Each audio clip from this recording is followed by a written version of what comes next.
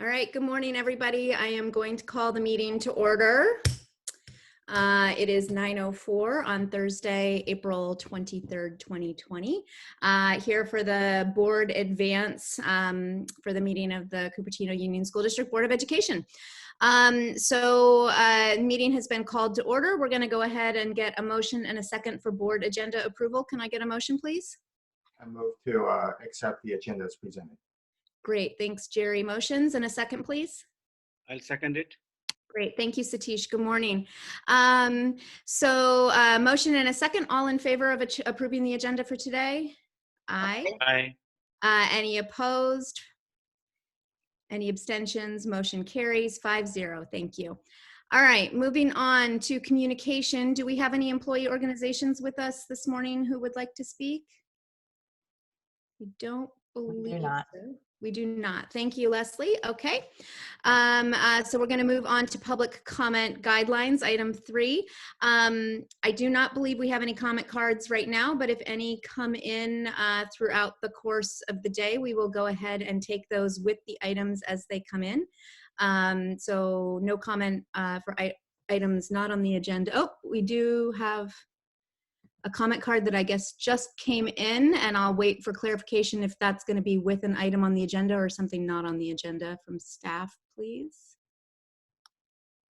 Okay, so that's not on the agenda. So can we go ahead and take that public comment now, please?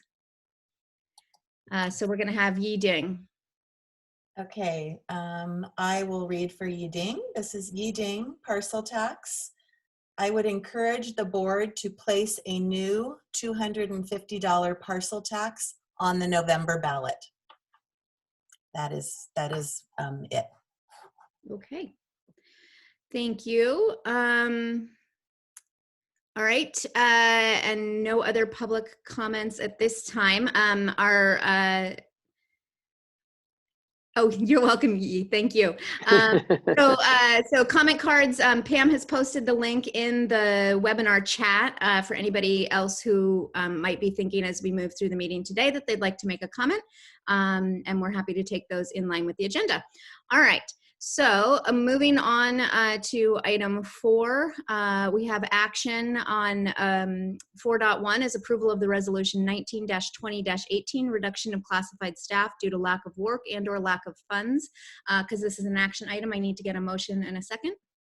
So moved. Jerry moves, and a second, please. Second. Thank you, Phyllis. All right. Any need to pause here before we vote? Everybody good? All right, so go ahead and all in favor, please say aye. Aye. Aye. Any opposed? Any abstentions? Hearing none, motion carries 5-0. Moving on to 4.2, adoption of resolution 19-20-19, designation of applicant's agent resolution for non-state agencies, Cal OES Form 130. Can I get a motion and a second, please? I move. Phyllis moves, and a second. A second. Sylvia seconds. Thank you. Any need to pause here? Hearing none, I am going to go ahead and call for the vote. All in favor, please say aye. Aye. Aye. Any opposed? Any abstentions? Hearing none, motion carries 5-0. Thank you. So now the board has closed session. I am just going to check my chat one more time to make sure we don't have any comments on our closed session today. I don't see any. Thank you, Leslie, for that clarification that we have none. And so we are going to go ahead and adjourn the board to closed session. We expect to be back at around 9:45. We will not start the meeting again until 9:45. So going to go ahead and adjourn to closed session. The board will be closing out of this Zoom, but it will stay active while we are gone, and we will be back when we return from closed session. Thank you all. Okay, so I'm going to call us back to order, returning to open session from closed session. For items 7.2 and 7.3, I have nothing to report. For item 7.1, okay, so during closed session, the board received Dr. Baker's retirement resignation effective June 30th, 2020. The board will take action on this item at our next regularly scheduled board meeting on May the 7th. Also in closed session, the board recommended appointing Stacy McAfee as interim superintendent. The board will also take action on this item at our next regularly scheduled board meeting. We will have more communication on this item going out to our entire staff and our community later today and in the days and weeks to come. And we know that it comes at a very challenging time.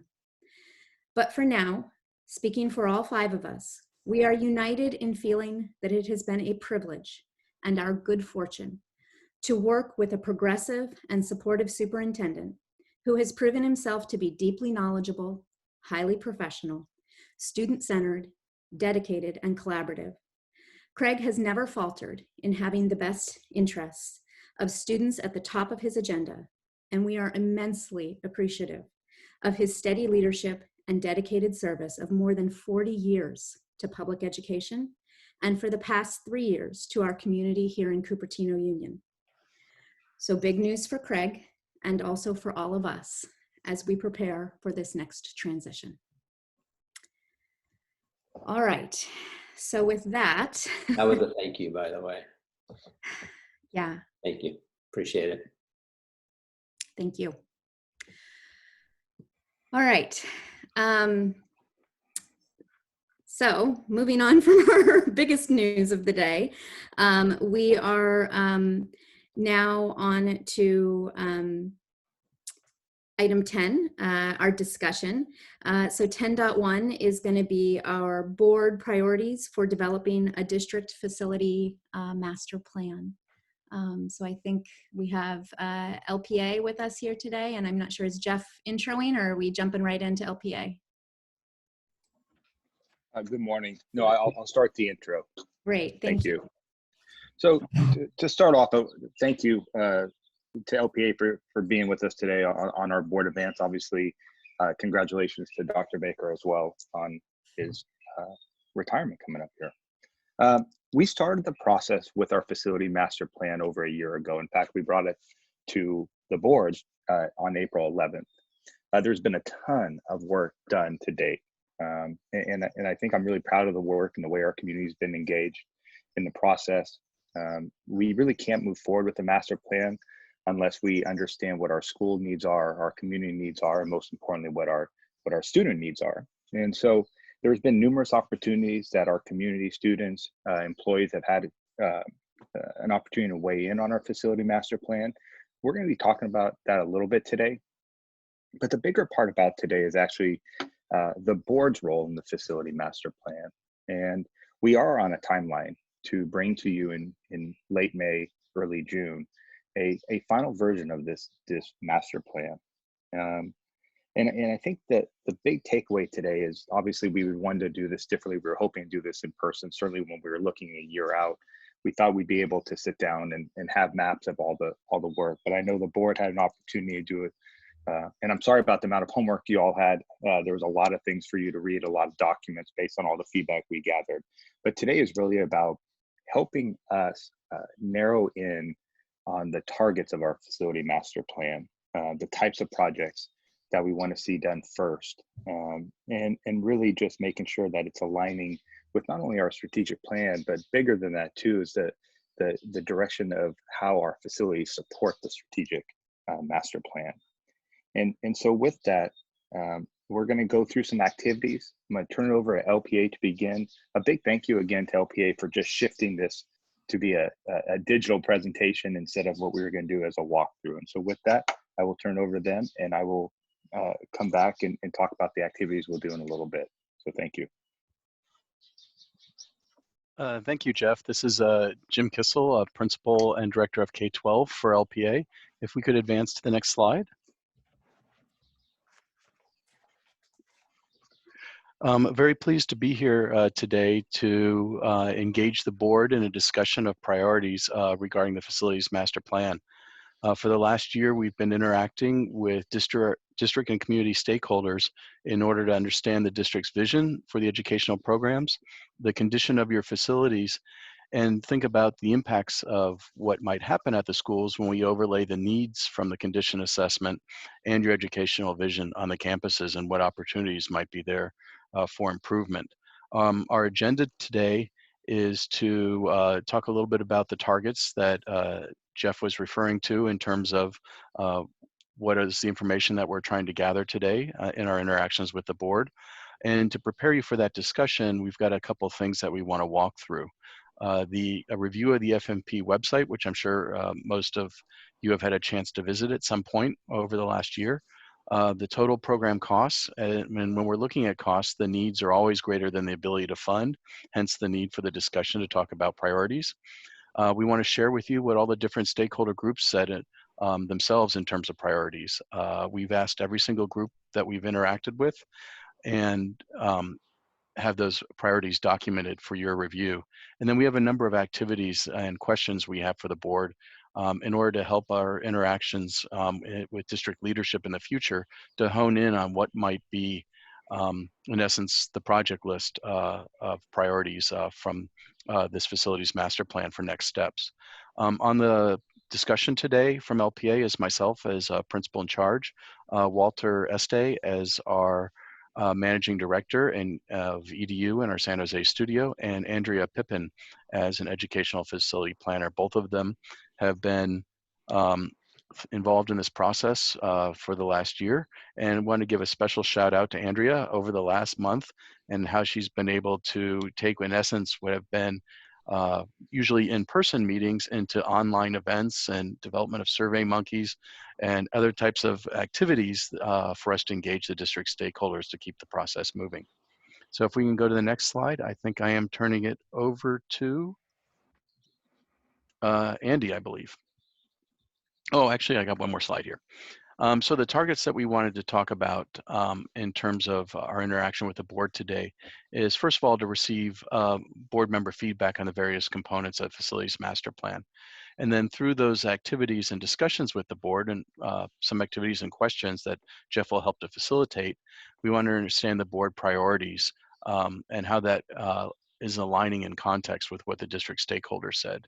And then, as we had talked about, is moving towards an approval and or acceptance of the master plan by the board in late May or early June. Now, if we can go to the next slide, now I will turn over to Andrea. Thanks, Jim, and thank you, board, for providing this opportunity to speak in front of you today. So for those not familiar with the website, I'm sure you've all been there, board members, but for those of the folks listening online who maybe are not as familiar, I'll just briefly run through the contents of the website. You see the URL across the top there. And everything you want to know, find out about this master plan can be found on the website. So here's the home page.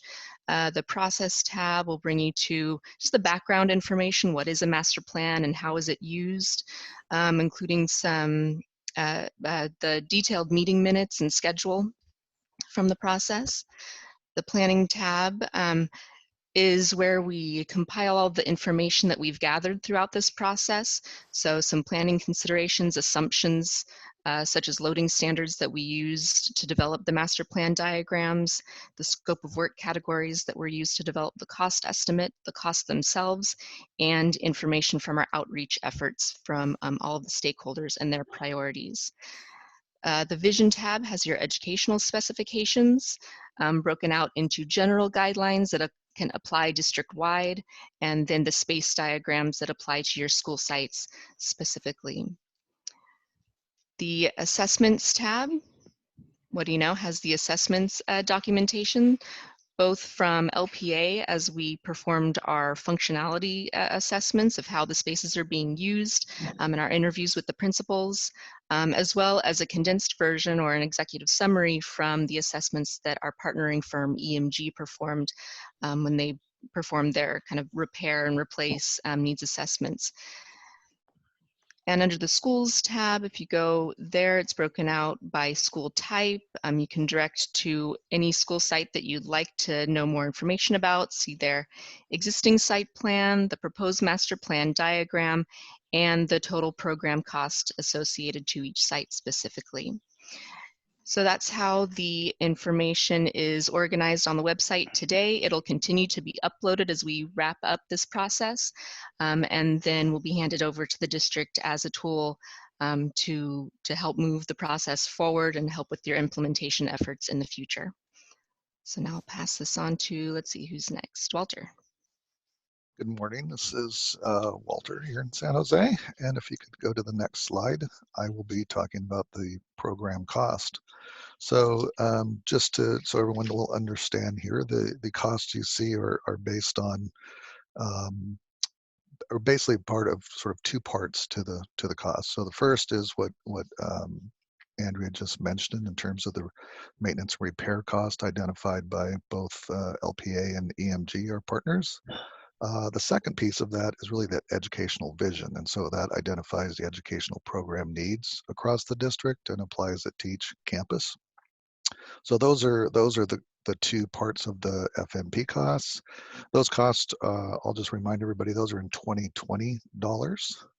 And then there's some items that are excluded. And so you can see that excluded list at the bottom of the slide there. Those are costs that we just don't yet know because we don't know when projects may be implemented throughout the master plan, whether it's implemented through the next 5 or 10 years. So we can't identify those costs, but they will be a part of the overall cost to implement any projects. So if we can move to the next slide. So what you see here is there's the next 3 slides are really going to go through the costs. The first slide you see here identifies both the elementary and K-8 schools. So you'll see McAuliffe as K-8. Most of these costs identified here are due to new construction across the sites. The range is about 28 to almost 60 million. So for a total master plan, facility master plan need of a little over 700 million. And if we can go to the next slide. On the left, you'll see the total cost for the middle schools, and you can see that varies quite a bit from 35 to 113 million.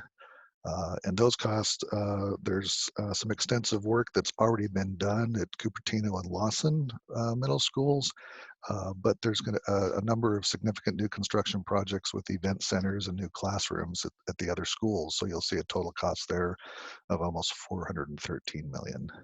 So the total educational need, if you look on the right for the school campuses, is a little under 1.1 million. And then if we can go to the next slide. In addition to that, there's some other facilities, both the district office and the operations yard facilities. So we have some master plan costs for those. I just want to point out there's a couple of options for the operations yard. So the first option is about 5 million, and that's to do some modernization and repair in place of the existing facility. And then option number 2, you see below the line, about 25 million is to replace a lot of buildings with new construction. Now we're carrying the option number 1 in the costs.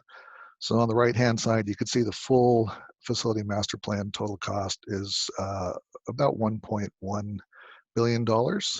And you'll see below the line there that we've also identified some solar projects of about $17 million across all the campuses. And if you can go to the next slide. I think Andrea will kind of go through the stakeholder group priorities. Yes, I'll take it back over. Just a brief summation of the stakeholder group's priorities. If you go to the next slide. Yeah, this information in a broader scope was presented at all of the town hall meetings. So it may be redundant to have gone through everything fully. So we present here today the summary, the detailed results of all of the surveys are of course on the website as well. So as we look at all of the different stakeholder priorities, we've here broken it out from elementary sites, middle school sites, and then district-wide. The only difference with that district-wide is that it includes the very last column there is for the Facilities Master Plan Committee, where they just voted on scope of work category regardless of school site. So that's a difference from the district-wide results. When we look at this data, we want to find out what are the most common priorities listed by the most groups. So if you go to the next slide, we list out from all the different survey types, the scopes that were mentioned as a priority, and then highlighted where those came up more than 3 times. So the box in the lower right shows those common priorities. Focus on the classrooms, either repair, reconfigure, modernize, or replace the portables with new construction, the student union and food service capabilities at the sites, event centers, safety and security, and those play spaces, play fields, hard courts. As I was digging deeper into it, as we listed it here on this slide, if it came up at all in, say, the student survey, it was listed once. But then as I was digging deeper on the previous slide, you can actually add, if you want to look at it this way, you can add scope number 10 for building systems, toilets, and energy efficiency to the list, as that was mentioned as a top priority no matter how you sliced it for the student survey. So mentioned as a top priority in the elementary sites, for the middle school sites, and then of course district-wide. And it was also mentioned as a top priority for the middle school and district-wide results in the teacher survey. So something else to consider, maybe add to that common priorities list is scope 10 for the toilets, and also scope 16 because it was mentioned as a top priority no matter how you slice the teacher survey, so that flexible furniture category. So really reflecting what the individual stakeholder groups how they view and use the campus from day to day. Those toilets and that furniture may want to be considered a common priority list there in the lower box corners. So some things to consider then as Jeff will take you through the activity. Take it away, Jeff. Great, thank you. So as we move into we have 3 activities today. As we move into these 3 activities, you know, this is not the only time the board will have an opportunity to weigh in on the facility master plan, but today's activities will actually create, in essence, a rubric, if you will, or a way for us to assess the large amount of projects. Obviously, when you talk about a $1.1 billion need of projects across a school district, it is not realistic for us to do all those projects right now, and certainly we have to know and create an order in which we would do these projects. And so that's what all of you will help us with today. I think the idea of having, taking all the feedback that we received, bringing it to you, being able to tease out a little bit of making this larger evaluation tool for us to then go back into the weeds and identify every project and every priority that we have across the district is a great activity for us, number 1. And 2, it will really help us get to a facility master plan that we can be proud of and that becomes very actionable. It doesn't do us any good to have a facility master plan that we can't then use to make decisions in the future. And then my last thing before we jump into the activities, just bear with us on the activities. Obviously, this would have been very different if we were in person going through it. So as we transition, please jump in at any point with any questions that you may have. We're trying to be able to expedite our process with you today, but certainly I don't want to miss something along the way. And so with that, we'll go into the first activity. As LPA shared with us, we had 17 categories that were being evaluated and discussed from the beginning of our work with the Facility Master Plan to now. What LPA was able to do is help us take these 17 categories and bring them into 9 categories so that we can rank 1 through 9. What is the board's biggest desire? What is the board as a whole's priorities? And so you're going to get an email with a link to a survey. We ask that you take some time right now to go ahead and take that survey. And then Andrea is going to be able to share those results that will take us into our second activity. And so I want to pause for a second and direct it back to the board if there's any questions. Okay, any of my board members have any clarifying questions at this point?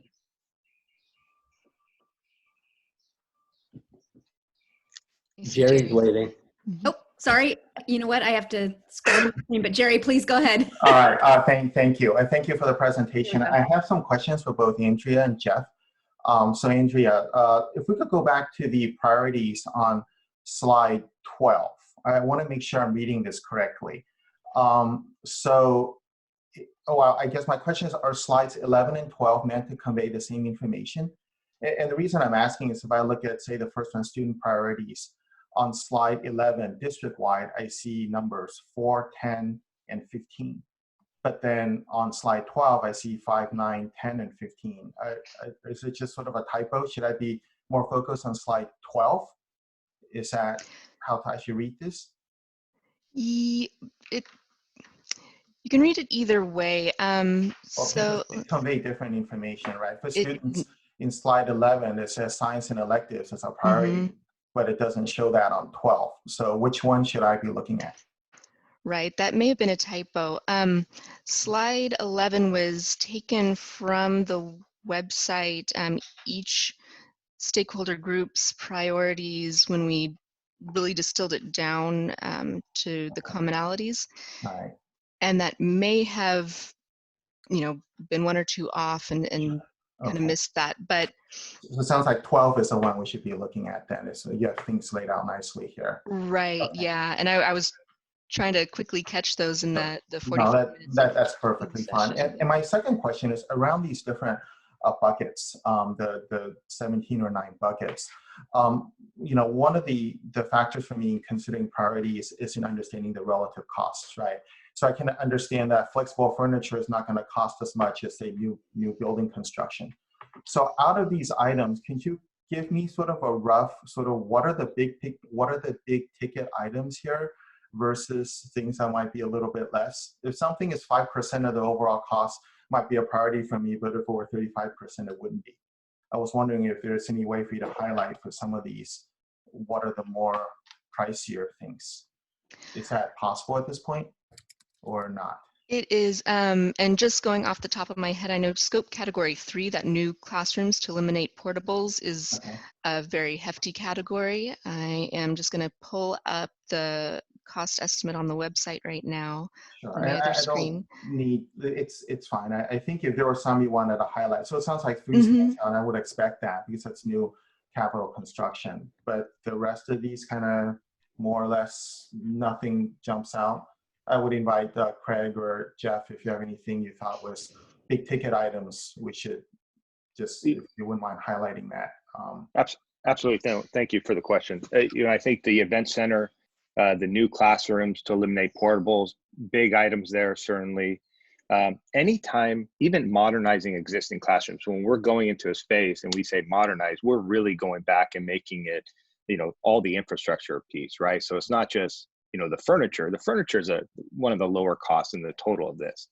What we're really saying is when you get into any of the infrastructure, when you're digging down plumbing, electrical, HVAC systems, and you think about that for 25 school sites, there's a lot of cost that goes into those items. Okay, all right. So some of these, that's what I would expect, some of the capital.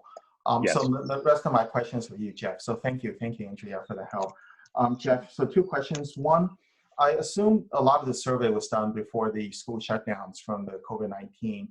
And so since then, it looks like looking forward, there's going to be probably a little bit more around blended learning, and maybe, I don't know how things, nobody knows. But I was just wondering, do you think what's happened since March 19th and what we learned since then, is there anything that you would say substantially change any of the recommendations here based on what we know right now? That's a great way to look at it. I think the 2 things for me that I would need to go back and look at it more. I think it's a great question. I think that's something that as we go into the next piece of this after this board meeting, I think that's a great question that we can ask our committee. But I would say that the things for me that still jump up that are important and maybe even more so important are the infrastructure pieces, and then safety and security, which obviously scored really well. So I'm not sure that the community's piece of safety and security would change. But I think with COVID-19, I would probably say infrastructure would be right alongside that right now. All right. Okay. And then thank you, Jeff. And just one last question on this activity, board activity number 1 here on slide 15. I noticed 16 wasn't on here. Is that the flexible furniture, which Andrea had highlighted? Is that just because it's a minor piece relatively cost-wise? Is that why it's not in one of these? If you go to slide 15, sorry, slide 15, number 16, the flexible furniture piece isn't here. Should we rate that somewhere, or is that not part of the exercise? I can jump in a little bit. We actually took that out because we were looking at really broad, we had these broad categories as we narrowed down. Okay. You know, I think flexible furniture is one of those things that sort of gets embedded into when you modernize a classroom in some ways, or if you're building a new building and you have to buy furniture for a new building, it's not, I don't think it has to be directly teased out on this right now. I would also say sometimes furniture can be purchased through other restricted dollars too. And we really haven't gone into the deep on how you fund every aspect of a project like this. But I think for the purpose of today, you may acknowledge if a board member thinks that's important, we can acknowledge it, but I don't think we have to rank it. Okay, great. Thank you. Thank you, Jeff. Anybody else on this item? I just want to time check us a little bit. We are at 10:13, and you know, while we want to make sure we get to everything in this and that everybody gets a chance to weigh in, we're hoping to sort of wrap on this by about 10:30. So anybody else want to jump in on this item? Let me scroll. Sorry, I don't have you guys all on one screen. Not seeing. Lori, can I ask a Yeah. question real quick? Please, Craig. So is it my understanding that there's a survey or a ranking kind of thing that people are receiving? They're going to take each board member will take a moment to do that ranking. Is that what we're doing in just a minute, Jeff? Yes. So what we have is we had an hour of time to go through this today. We need and we started with the 9:45 timeline. So we have 3 activities to go through that. Those 3 activities will give us additional feedback from the board on how to then finalize this master plan. So it'd be great if we could jump into that activity. Yeah, the one thing I wanted to say is that while if there's a moment where each board member is kind of doing their own rankings as we go, are we able to put up what the questions are for the public? I don't know if there's a way to do that, or if we could even post it. I don't know if Leslie or Pam could post it to the questions being asked, just so that people know what we're doing. You know what I mean? Yeah, actually, it's very simple. If you just back up one slide, it's just this one question where from those 9 consolidated scope categories, it's just ranking them in order of priority. There's only one question for this first survey link. Okay. So we'll go to the next slide, leave that up just for reference while they take the survey. And I just want to clarify with Jeff on time. So what I got some guidance about trying to wrap on 10:30. You're saying we have 10:45? It was just an hour from whenever we came out of our board meeting. All right, I'll try and adjust my end. Thank you. Okay, so has that link gone out? Because I don't see it yet. Should be in the email. I can put it into the chat window if you give me a sec. To our district email? Yes. All right. I haven't received it either. Just like I don't have it. So that's, maybe in the chat would be great. Yes, I'll pull that up right now. Yeah, it's not in mine either, by the way. Okay, I see the link in chat for our board members.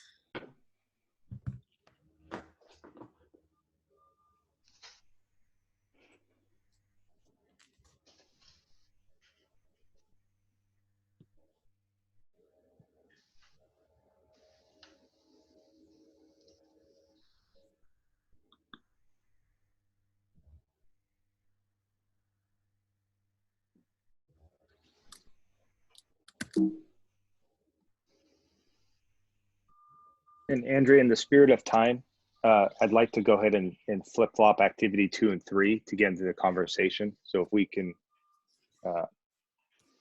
sure. It doesn't really change anything, but that'll give you a chance to share the results for both of them as we then get into a very kind of overarching conversation of activity 2.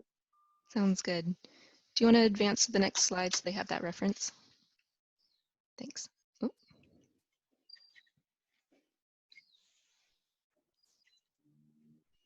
Oh, I mean, just backing up to slide 15. There we go.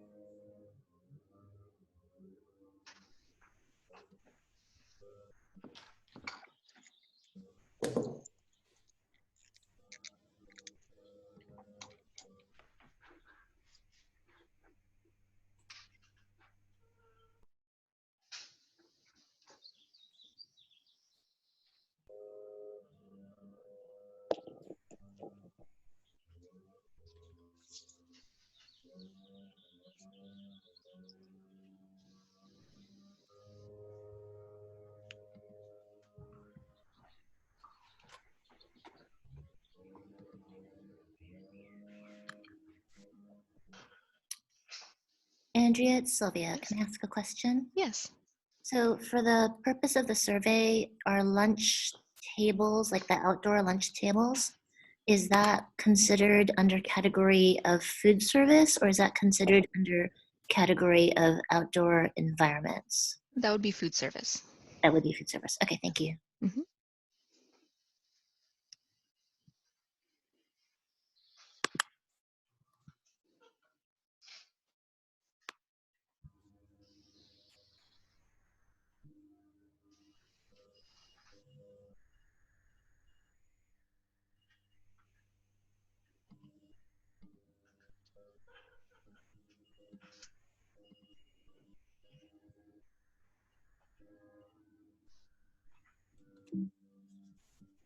All right, we have 2 surveys submitted so far.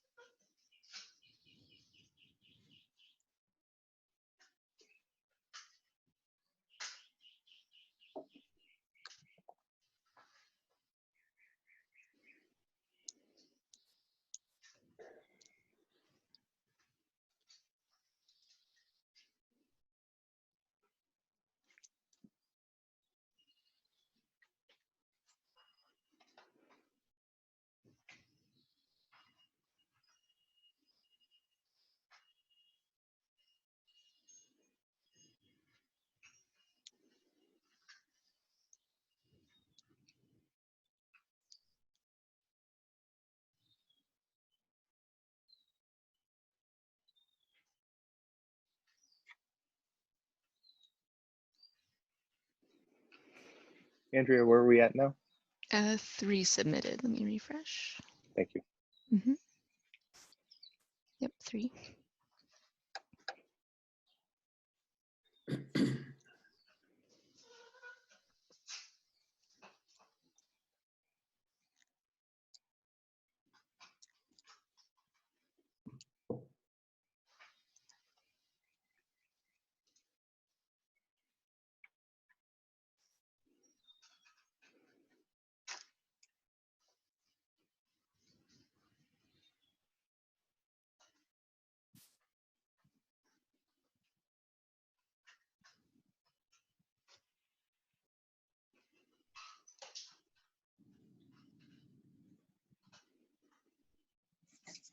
Four submitted.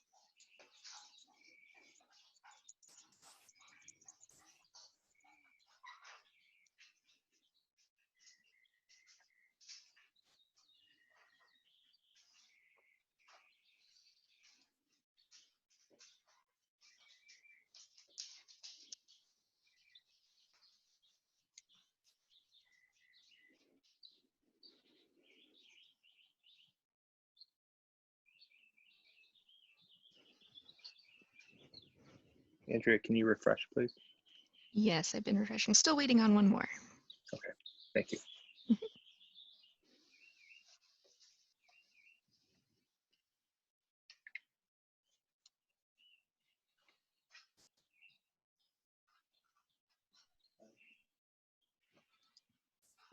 I'd like to know the name of the person taking so long.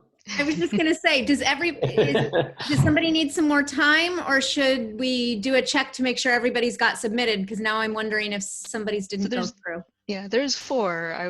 Lori, I guess, assuming you would take one as well. Mine didn't come through? Oh, Uh-huh. I have 4, so I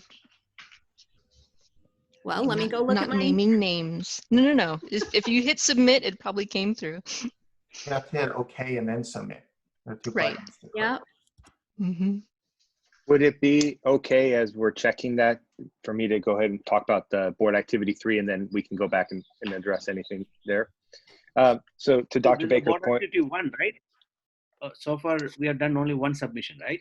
you Right. would have done one submission right now. That is Okay. correct. Okay, fine.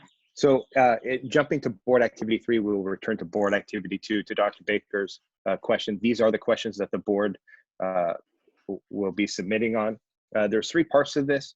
The first one is the equity between elementary or middle school. And really what we mean by that is, if we had a limited amount of dollars to put towards projects, should the focus be on our middle school sites? Should it be on elementary, even between the two? So just trying to understand where our board is sitting on that based on the scope of work for all school sites. Number 2, touching all schools, meaning making sure that all 25 schools receive some work being done, or should we look at making sure a campus is turnkey, so we don't have to go back to it in the future for a long period of time? And then what should we consider when we're making those priorities? The age of the school or the dollars that have been spent on that campus over the years? And so those are the 3 sliding scales that you'll be doing. It'll be option 1, for example, would be if you're looking at the first bullet point where it says equity between elementary or middle, if you slide or drag more to option 1, you'd be saying, I want the focus to be on elementary school. If I drag closer to option 2, it's saying I'd like the focus to be on middle school, and obviously right smack in the middle be to look at both equally. And so with that, I'll let you guys go ahead and complete that activity. May I ask a clarifying question, Lori? Yes, please, Jerry. Thank you, Jeff. For that first one, equity between elementary and middle schools, there's a couple of different ways to interpret that question, right? You could talk about equity per student, or you could talk about equity per school, because the elementaries have fewer kids than middle schools. Or you could say that I'm going to put 50% of the money on middle schools divided by 5 and 50% in elementary schools divided by 20. So which one of those do you mean here? Because you get different answers depending on how you look at this. Is it per student, per school, or overall bucket? I would look at the idea of elementary and what are buildings, just focused on the facility side of it, not a dollar per student, but on the types of buildings that we offer. If I may give an example of it, we have a few middle schools that do not have event centers like other middle schools. So do we care about the equity of everybody having the same types of building structures? That's just an example. Or some areas might have different size student nutrition facilities. I see. Would be an example. Thank you. I misunderstood the question. Thanks for that clarification. Thank you, Lori. Thank you. All right, so are we gonna, the link for this part 3 is gonna come into chat? Oh, yes. Sorry about that. And we have got all 5 surveys from the first one. Yeah, it must have been me. I'm sorry about that, guys. I hit submit, but I guess it didn't go through, so I re-hit it. Let's see. Some people are technologically challenged. We I know, right? Send to- There you go.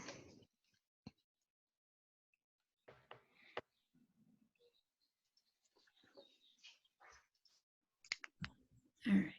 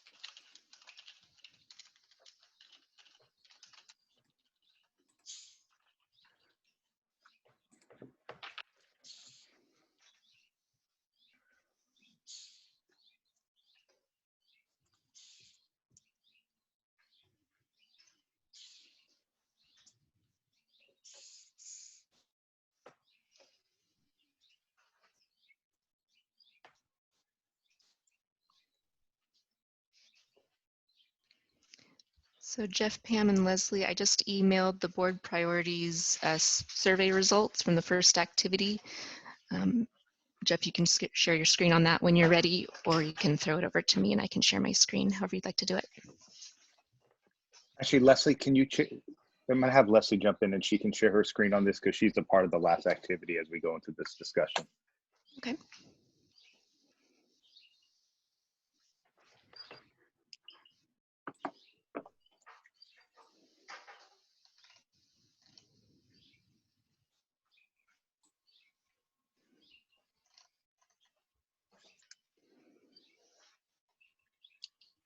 How are we doing our submissions on this one, Andrea? Let me see. We have 4.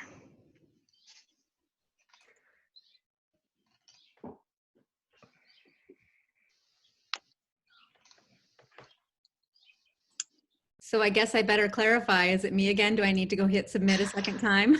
I don't know. I can't tell who it is. Jeff, do you want me to pull up the results?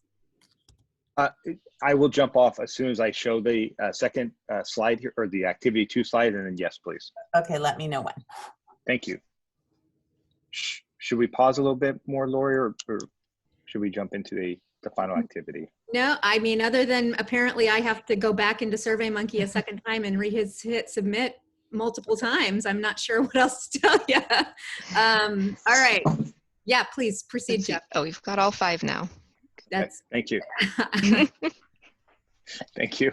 Okay, so the last question, and Leslie has been a part of our facilities master planning leadership team and our committee that we had in our community, and so I have her talk through and bring up the results of what you guys just submitted.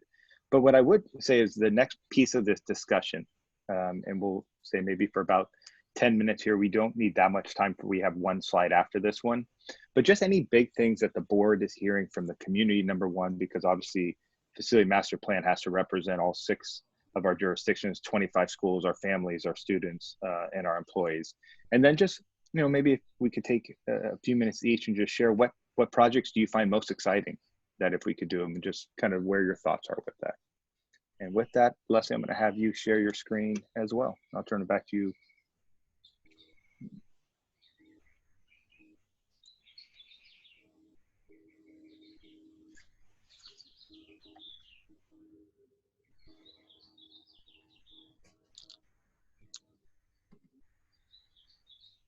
Ooh, oh, that's better.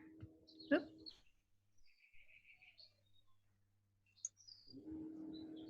So Lori, do you want to start with the discussion then, and then give Leslie a chance to get that? There we go. Yeah. Do you want people to reflect on what they're seeing, or do you want people to just jump in with their sort of what they're hearing and what their own personal priorities are?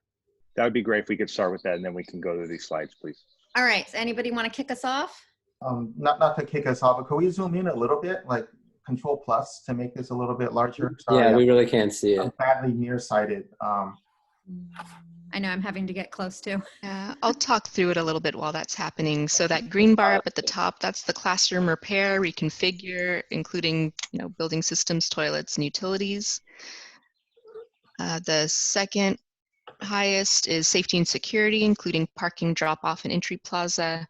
And that third one is the student shared spaces, student union, food service, library, and assembly spaces.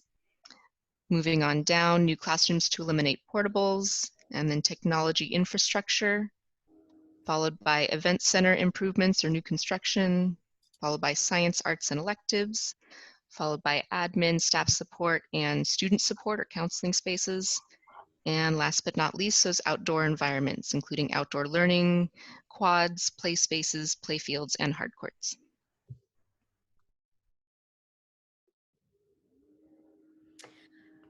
All right, so would anybody like to kick us off on general thoughts, gleanings, priorities? Phyllis, please. Yeah, so I'm always happy to jump in and take the hit. I just have some random thoughts, maybe 2 minutes worth. Please. One is about the process. I was on the steering committee. I thought the process was really good. I thought we reached out to all the stakeholders and did a good job of collecting data. A couple of criticisms of that. I thought the master plan itself is pretty cumbersome to go through. I don't know if there's a way to make that better for anybody in our community that wants to go through it.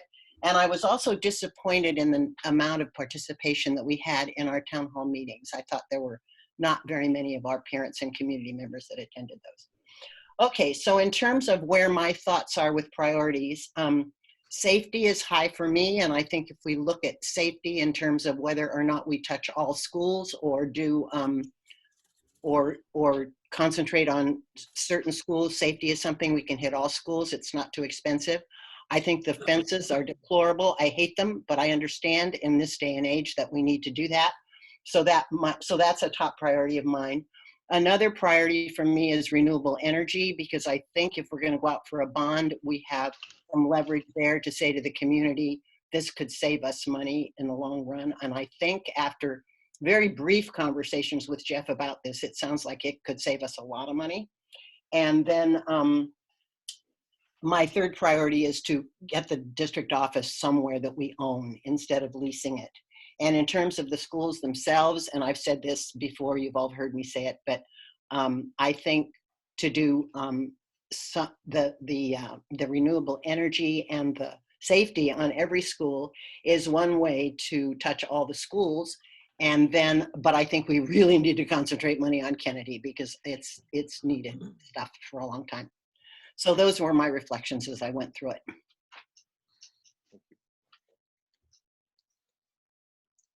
Sorry. Okay. Anybody else like to go here? I can go next, Lori. Okay, Jerry, please go ahead. Sure. Yeah. So I'm generally pretty happy with these rankings. Let's see. I reached out to my 5 principals to see what their comments were on their respective campuses. I have 2 kids in the district. I talked to them and some of their friends. I've been in the district, so from a district parent. So that's really my perspective. I think for me, a big priority really is a lot of just the basic blocking and tackling, upgrading our facility, some of the HVAC stuff that Jeff talked about. It's not very sexy, but these are things I think that impact the whole learning experience. So I see that reflected in that top priority, that green bar. So I'm actually pretty happy to feel the same way that Phyllis does around security and safety. Food is something that basically hopefully we can have better food service facilities. These are things I think I've talked about in the past. I think for me, the event center one, it was lower for me, and it was more of, I know we have an inequity in the middle schools right now, and some have event centers and some don't. So to the extent that we're working to rectify the equity piece, I'm for it. But for me, that's probably not as high a priority on some of these other things. And I'm also happy to see technology infrastructure being up there. I think that's going to be important going forward. But generally, I'm actually pretty happy with this ranking that we have here. Thank you. Okay, I'll go. Yes, please, Satish. Yeah, thank you. And I think pretty much the first 3, I think that has been my thought also, and it came out pretty well here. But maybe I also voted for the same order. So I think I heard from, again, few people, the classroom repair, and the third one, the food area, the common area, they had concerns, and definitely they were comparing with some of the newer schools versus the, or already some improvements, they have done it. They're comparing that with some other schools, especially in the middle school, the Kennedy. I got a lot of parents when I went there a couple of times, for some events, they were asking about the facility part of it. So definitely this looks the priority perspective. The cost, I don't know how it is, but definitely the priority looks pretty good. Thank you. Sylvia? So I think my thoughts are a little bit different from what I've heard so far. I had a chance also, like Phyllis, to attend, I think I attended 3 of the town hall meetings and talked to some of the different parents, and a lot of them were school site council members, so parents who are pretty involved and understand what's going on, as well as talking to the principals as well. I agree with my colleagues that safety is probably the biggest thing in terms of, like Phyllis mentioned, fencing, but also traffic. Traffic came up a lot in the different town hall meetings, and driveways and access and creating multiple driveway accesses. So when I was looking through the blueprints, I was excited for some of the sites, at least for my 5 schools. I saw a couple where we were creating new parking lots or second parking lots, multiple entries, so that there's not so much of a logger jam into some of these schools. So I think that was definitely at the top. Talking with teachers as well, and it's interesting talking to teachers because when you ask them, what's kind of your dream scenario, they're like, forget about the dreams. I just want, operationally for it to be better.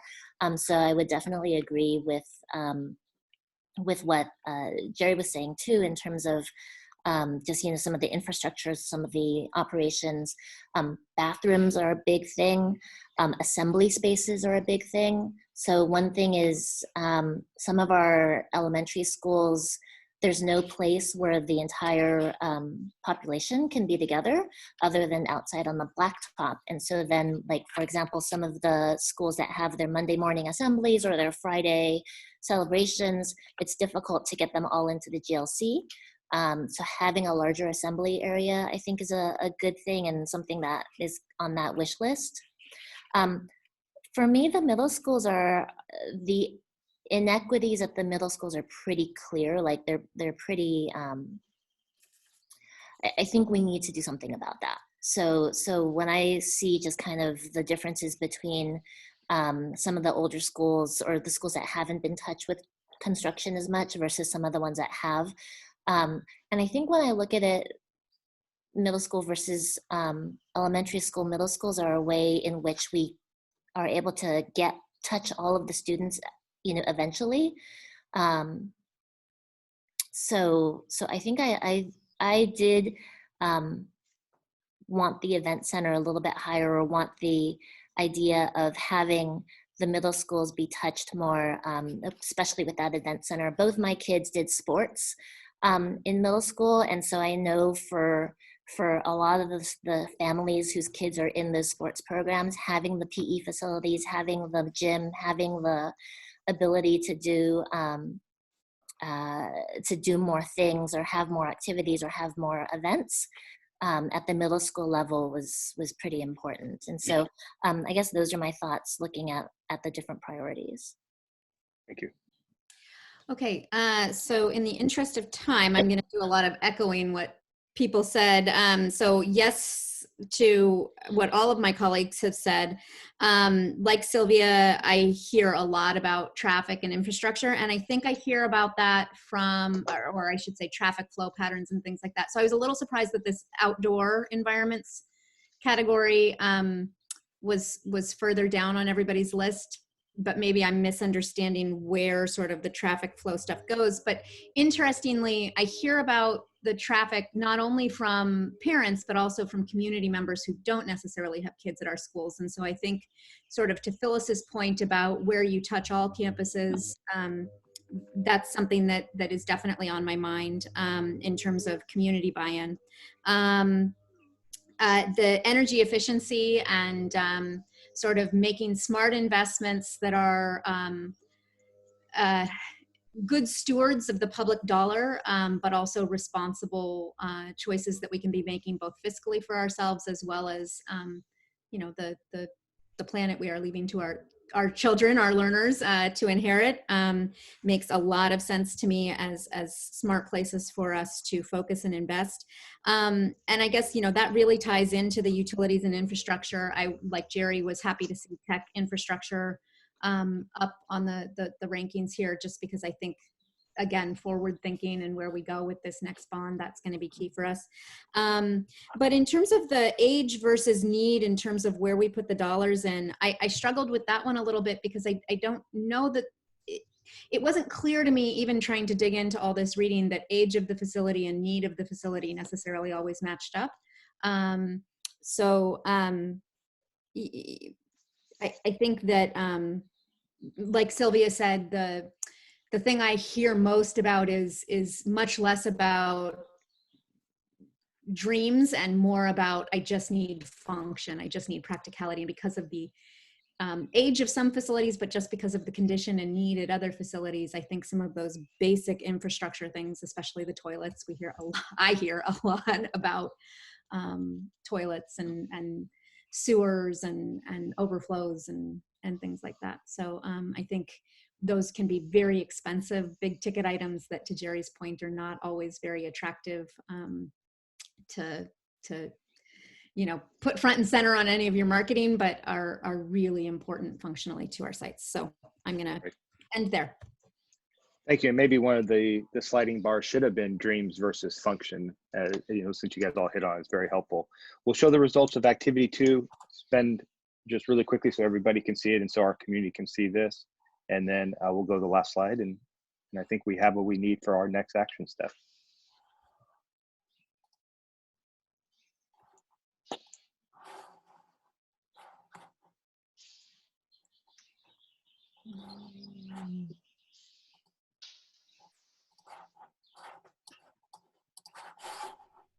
Give me 1 minute. This is why Jeff normally does screen share. He's better at it. Let's see. Unless he's doing that, if I could just do a quick summation. So what's going to happen is we're going to take all the results and the feedback from today.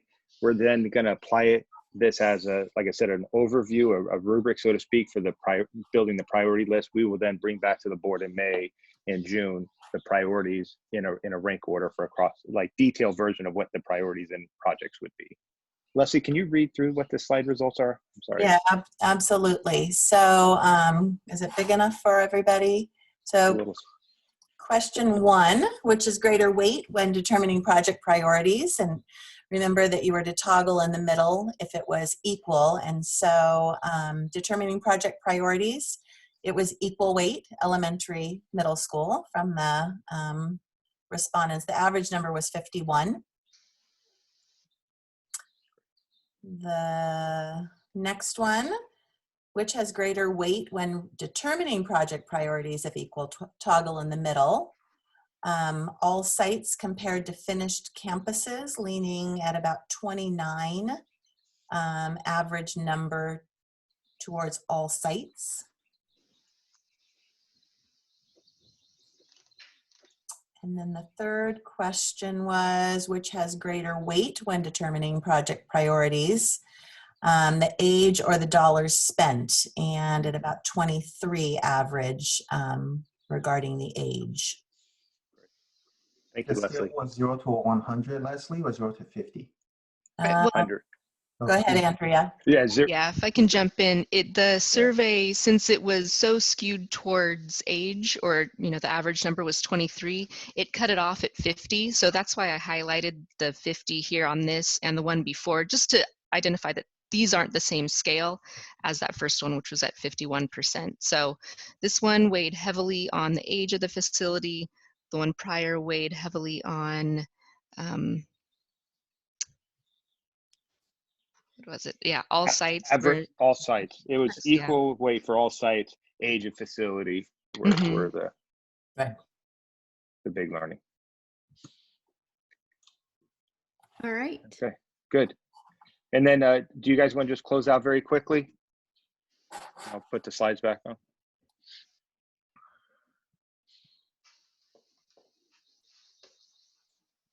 Who do you mean by you guys? Sorry, I'm getting to LPA. There we go. All right. There we go. Yeah, this is Walter again. And just to, Jeff sort of mentioned this. So at the April 29th steering committee meeting, we're going to basically take the feedback that you've given us today from those, from the exercises, from our discussion. And then we would come back to the board June 4th with a prioritized project list that you'll be able to review and see how the steering committee selected projects based on your feedback, and then tentatively a June 18th final facility master plan approval. Okay. Okay, thank you. All right, anything else for this item before I say thank you to our presenters from anybody? Yeah, I'd like to just chime in real quick. I know we're running behind time here, but I first appreciate our consultants. Thank you all for what you're doing.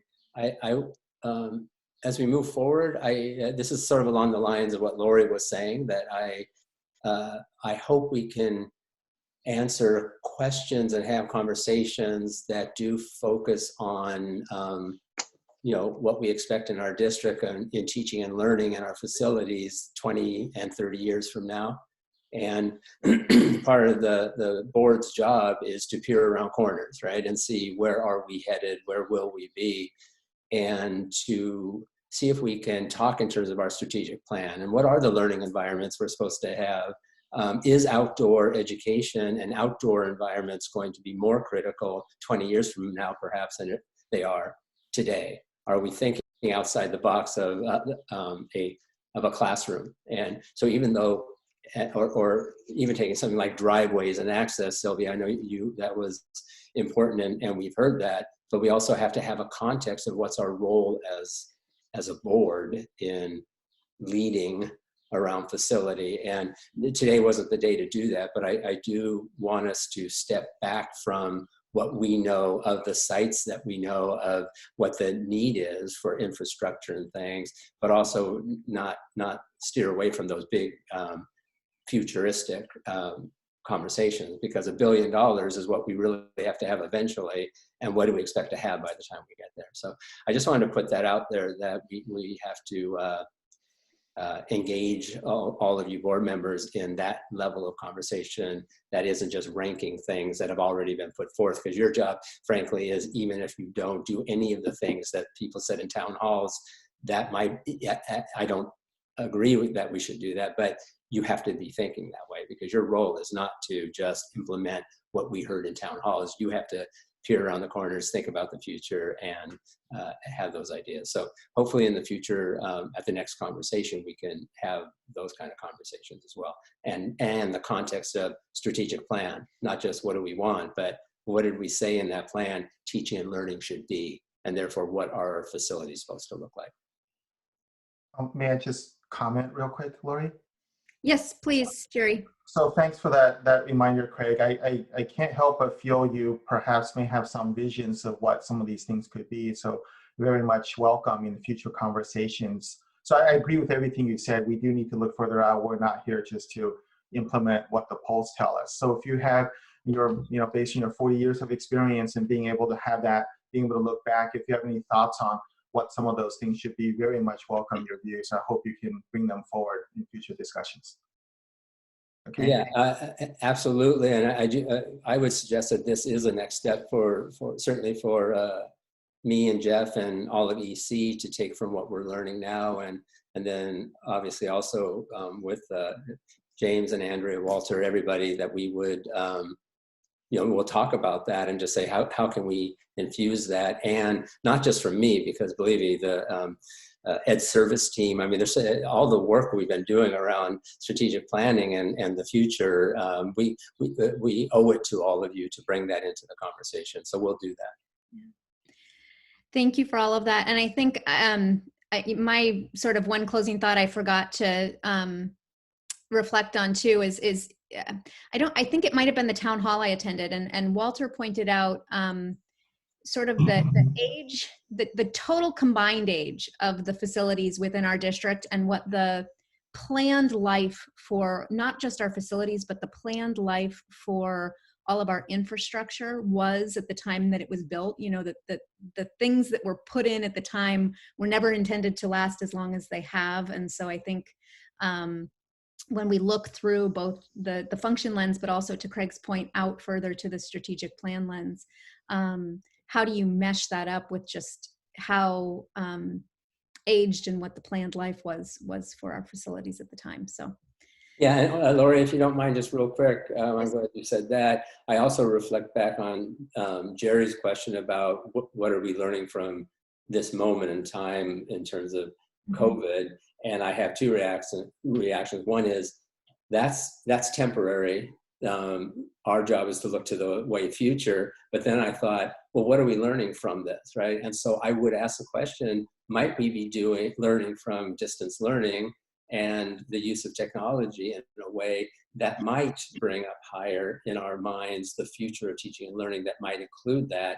And even though that's not getting a lot of emphasis, if you're not having that conversation about the future of teaching and learning, what we're learning from this moment in time, then I think we get stuck in a way of thinking that we've always been thinking. And so I think that's going to be my job, is to keep prodding a little bit to think about 20 years from now.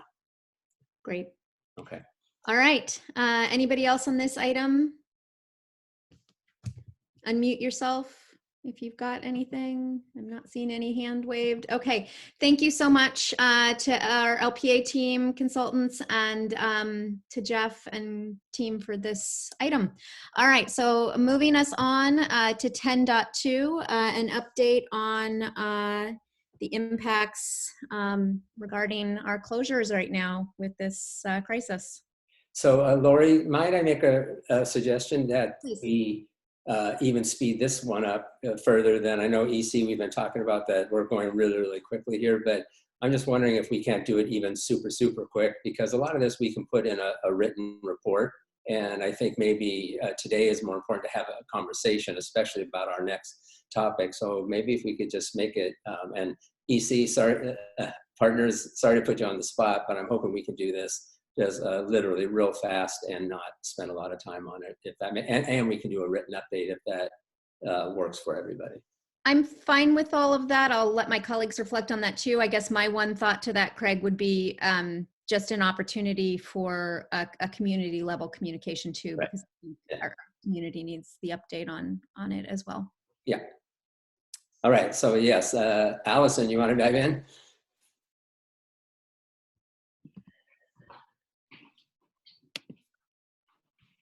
Okay. Can you hear me, Craig? Yes, I can. Okay, I had a little connection problem over here. So it won't let me start the video, so I'll just talk without the video. You want, Allison, do you want us to go to a different slide and come back to you to see if you can figure that out? I'm okay to keep going if you're okay with not seeing me. Yeah. Yeah, no, that's totally fine. Totally fine. Okay. Hop on in. So yes, so just a quick update on how things are going with distance learning and what we're up to next.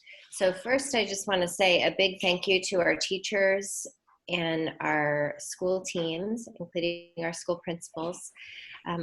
Things have been going really well, and one of our key focus areas right now has been making sure that the kids have a sense of what to expect in terms of their weekly routines.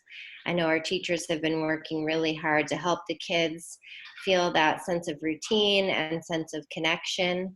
And so they've been setting up weekly routines that include both synchronous time and asynchronous time.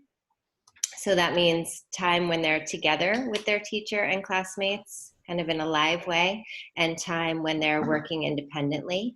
And our teachers are doing a wonderful job of making sure that those touch points are occurring across the week and figuring out the best way to use those synchronous times to support the kids. We've also been thinking about our strategic plan even during distance learning, and we're seeing that reflected in many ways across the week with a focus on academics, but also keeping that whole child focus at the center of the work. And so seeing things like PE and art and music and a focus on social emotional learning and that sense of connection and belonging to the school sites is something that we're seeing present in all of our schools. So we're just so thankful for the hard work of our teachers and our school teams in helping the kids feel that sense of routine that we know helps ground them and helps them feel that very important sense of connection to school. The other thing that we are in process with is thinking about how to handle report cards and grading. So we're thinking about some approaches and gathering some staff feedback on this. We are drawing from the work of other districts that are going through these conversations, as well as the guidance shared with us by the county superintendent, Marianne Dewan. We know that we need something different than our traditional practices. So we're running through some sample ideas and sample approaches, gathering feedback from staff, and we will circle back with you when we have collected their feedback and can share some more details about that. We're thinking that by next week, we'll have a clear direction for where to go. Also, we're looking, excuse me, at how the high school has been approaching that, and we've been in contact with them about our approaches, making sure that we're in alignment on that.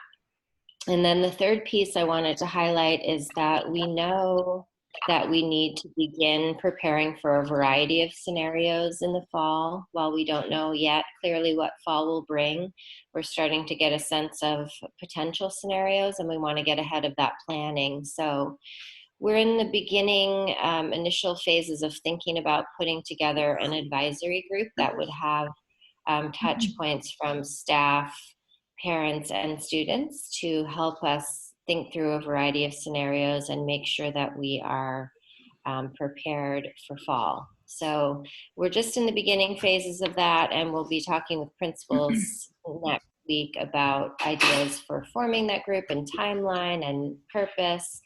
But I wanted to highlight that today for you so that you know that we're thinking about it.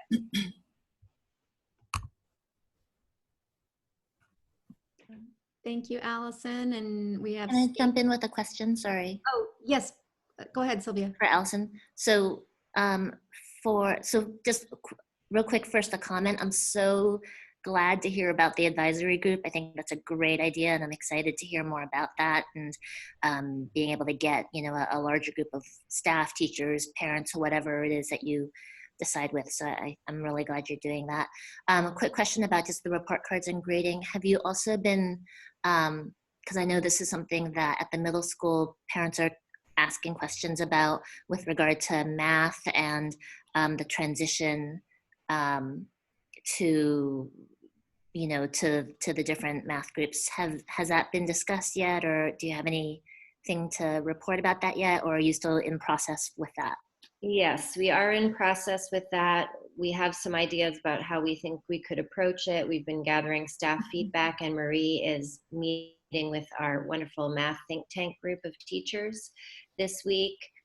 And then sometime soon we'll be able to share some information with you. We're wanting to be sure that we gather the input from staff before we propose a plan for that. But we feel confident that we can come up with a system that will support the kids and make sure that everyone continues to have opportunities to pursue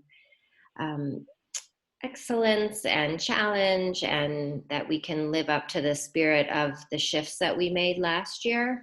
We might need to tweak some approaches, but we feel good about where we're headed, and that we can continue to live within the spirit of the shifts that we are in process of making. Thank you. Great. Okay, I'll jump in with the next one and try to keep this brief as far as with human resources. Just a quick update on our unions. We do continue to work with our 3 unions, our CSEA, CEA, and SEIU, trying to keep them weekly updates as to where we are, what changes may happen. They have been really good to work with. I think we have a great relationship going forward. They also offer a lot of feedback to us when we are making some changes, and so that we can ensure that we're all on that same path moving forward. With CEA, Kai Brown is the president. We basically have a daily check-in at this point, just to, again, to reassure that staff are staying home, staying healthy, able to provide services. And we'll continue that throughout. We will include the union as we make some of those decisions and do some of that planning with the advisory group. We'll want to make sure that the unions are part of that.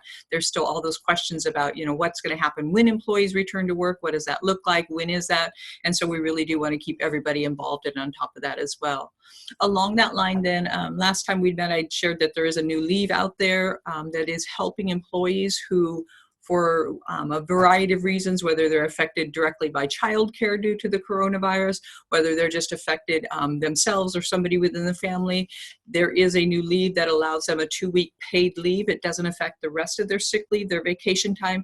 It truly is that 14 days, 2-week period that can help them get their personal life stabilized so that they can continue to perform services for us. Right now, we do have 11 employees that have taken advantage of it. This is a short-term leave, so it's only in effect until December.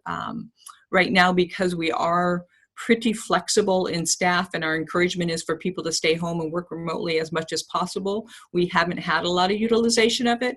I think as we move forward and begin the implementation of employees returning to work, we may see a higher utilization of it. And so we are really monitoring that as well. Then the last piece is really just wanted to update on retirement and resignations. I know that's a frequent topic among all of us in HR throughout the county. One is just a reminder that we did offer the retirement incentive for our retirees this year. Fortunately or unfortunately, we haven't had a lot of people take advantage of it, but we do have a few that are taking advantage and have that health benefit coming forward. We have had, at this point, we've had 13 certificated retirements turned into us and 17 classified, which is actually on the lower end of our average we have every year, which is surprising. And then as far as resignations, we currently have 19 certificated resignations, which is much lower than we typically have seen. And I know, again, there's a lot of talk throughout all of us in the county through HR that could be that people are just holding firm right now. There's a lot of flexibility by working remotely. They may be a higher level when we come back in the fall of people turning in resignations. Because with our employees, our stance is really we want people to stay healthy. We want them to stay well. We want them to stay home and work remotely. With our teachers, of course, we're doing the distance learning. With our classified staff, we really do try to limit those that have to come in that really are performing essential and necessary work. Those that are asked to be coming into work is on a rotation, so nobody is working 5 days a week. They're not working full day shifts. They really are working on a rotation, and usually the max is 5 hours per day. We just went into our student nutrition, which had been providing 5 days of meal services to a 2-day meal service so that families can pick up several days meal at one time. That's allowed us to reduce the number of days and hours that staff need to come in and work and still allow the meals to be distributed as well. So we'll continue to update that. We continually, weekly assess with our managers what we consider to be essential work so that we are keeping people home, keeping people safe, and hopefully getting everybody back to work healthy when we do reopen.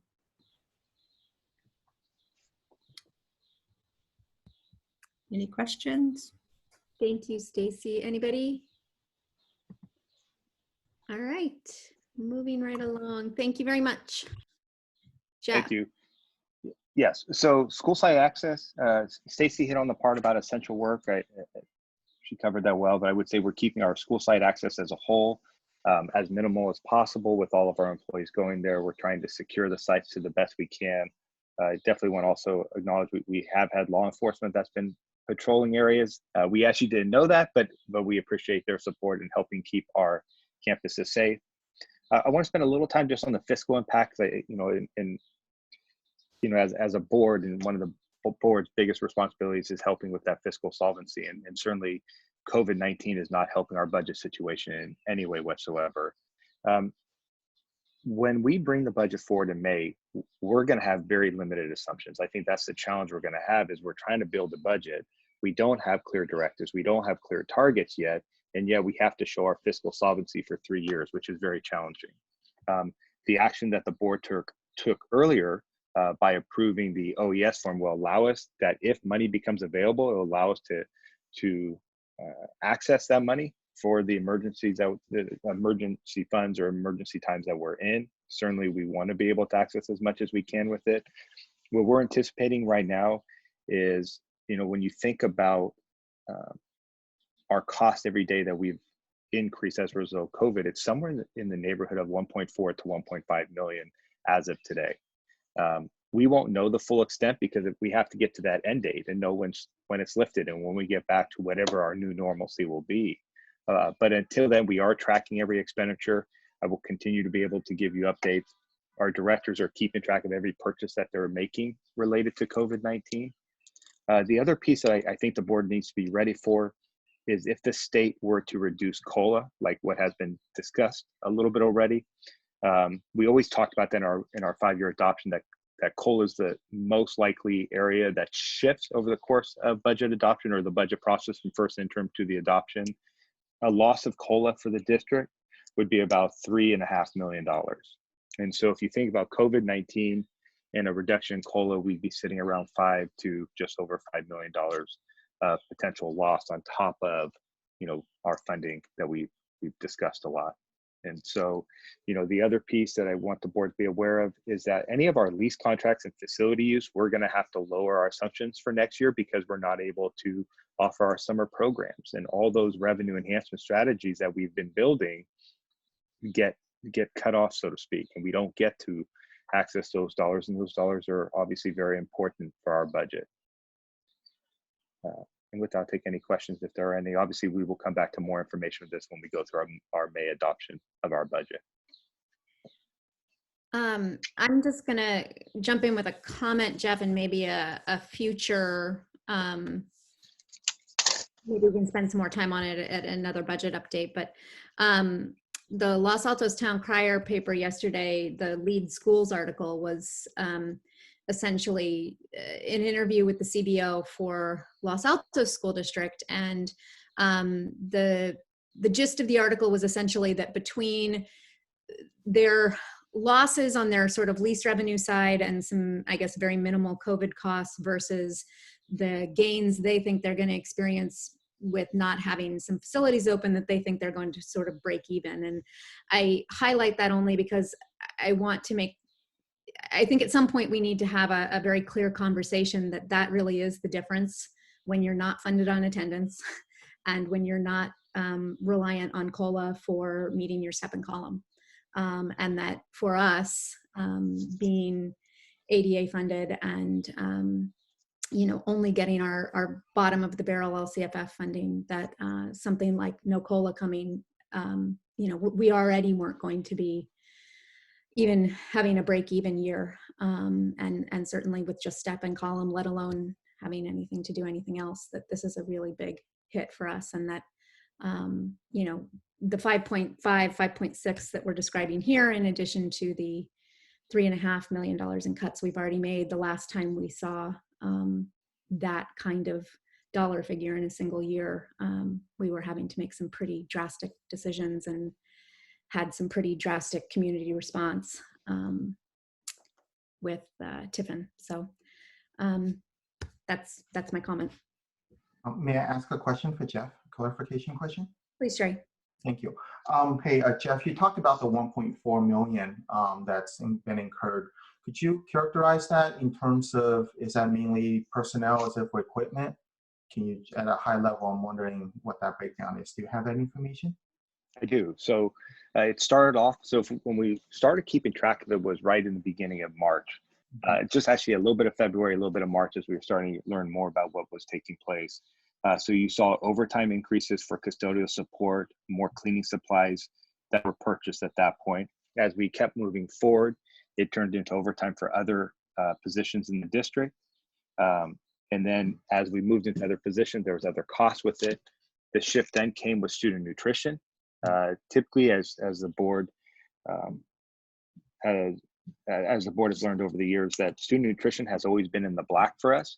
Right now, student nutrition costs us about $20,000 per day. So it's a loss of about $20,000 per day. We have our revenue that comes in from our facility uses down. So that creates a negative balance based on our assumptions. And then our vacation liabilities goes up because obviously our employees cannot take vacation right now. They are working and working extremely hard right now, especially in the conditions that we have. And so those vacation liabilities are pretty high. Those are just some big categories. We do, like I said, have the breakdown for it. All right. Thank you. Thank you, Jeff. Thanks, Lori. Yeah. Anybody else on this item? All right. I am looking good to move on. Thank you, Jeff. Leslie. Hi there. So just an update on where we are. Most of this is student assignment related. So we had our open enrollment lottery, which was a lottery for both neighborhood and alternative schools. And as of Monday at 4, anyone that was on a living wait list last year, neighborhood or alternative, and or applied for this year, they're able to go online and access their wait list numbers. As you know, at this time of the year, as we're offering spots, people either accept or decline, which then changes a person's number on the wait list. So we merged our wait list from last year with this year. Our student assignment team and IT team and communication analysts have just been amazing at getting all of this up and running electronically, which is super great. It's been a goal of Craig since he's came here, since he arrived in Cupertino, and we were really successful this year, so that's exciting. For this year, what happens is we've started offering alternative school placements first, and then over the next couple weeks, we will be offering some of those priority placements. For example, if you have a sibling at a school and it's not your school and there's space. And then we'll work with Human Resources over the next couple weeks to determine, based on enrollment and numbers, where do we actually have the capacity to add additional open enrollment requests. We had 1,312 submissions through open enrollment for this year. 882 of them were for alternative schools, either 1 or 2 alternative school choices. 757 were for neighborhood programs. And some of them may have applied for 2 alternative and 2 neighborhood.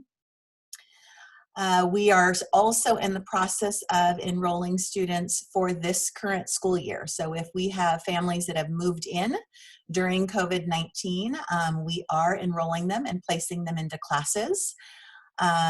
We are unique in our district because what we're finding is our families who are moving during this time are not able to enroll in their new districts. And so we are working with them on that. If they need a place to learn until the end of the school year, we think that's the right thing to do. But we are one of the only districts in the area that actually we understand from our parents that are moving sort of locally, even in the Santa Clara County, that are actually enrolling new kids and getting them into classes right now.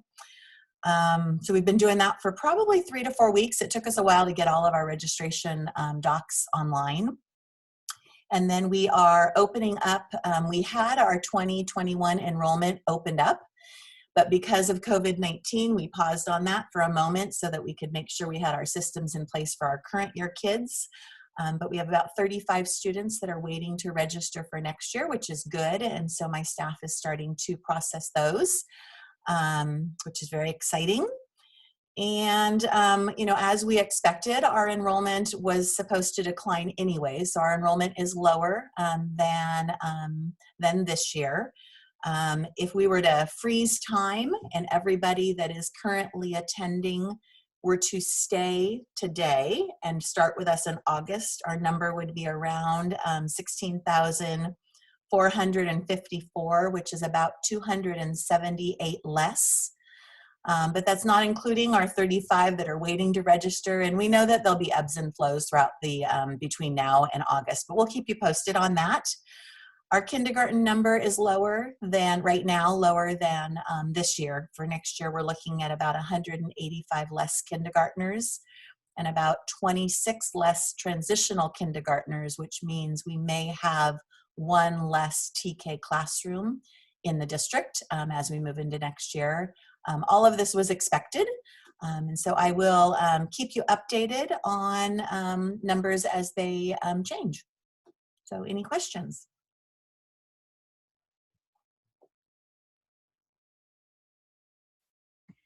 I am not seeing anybody.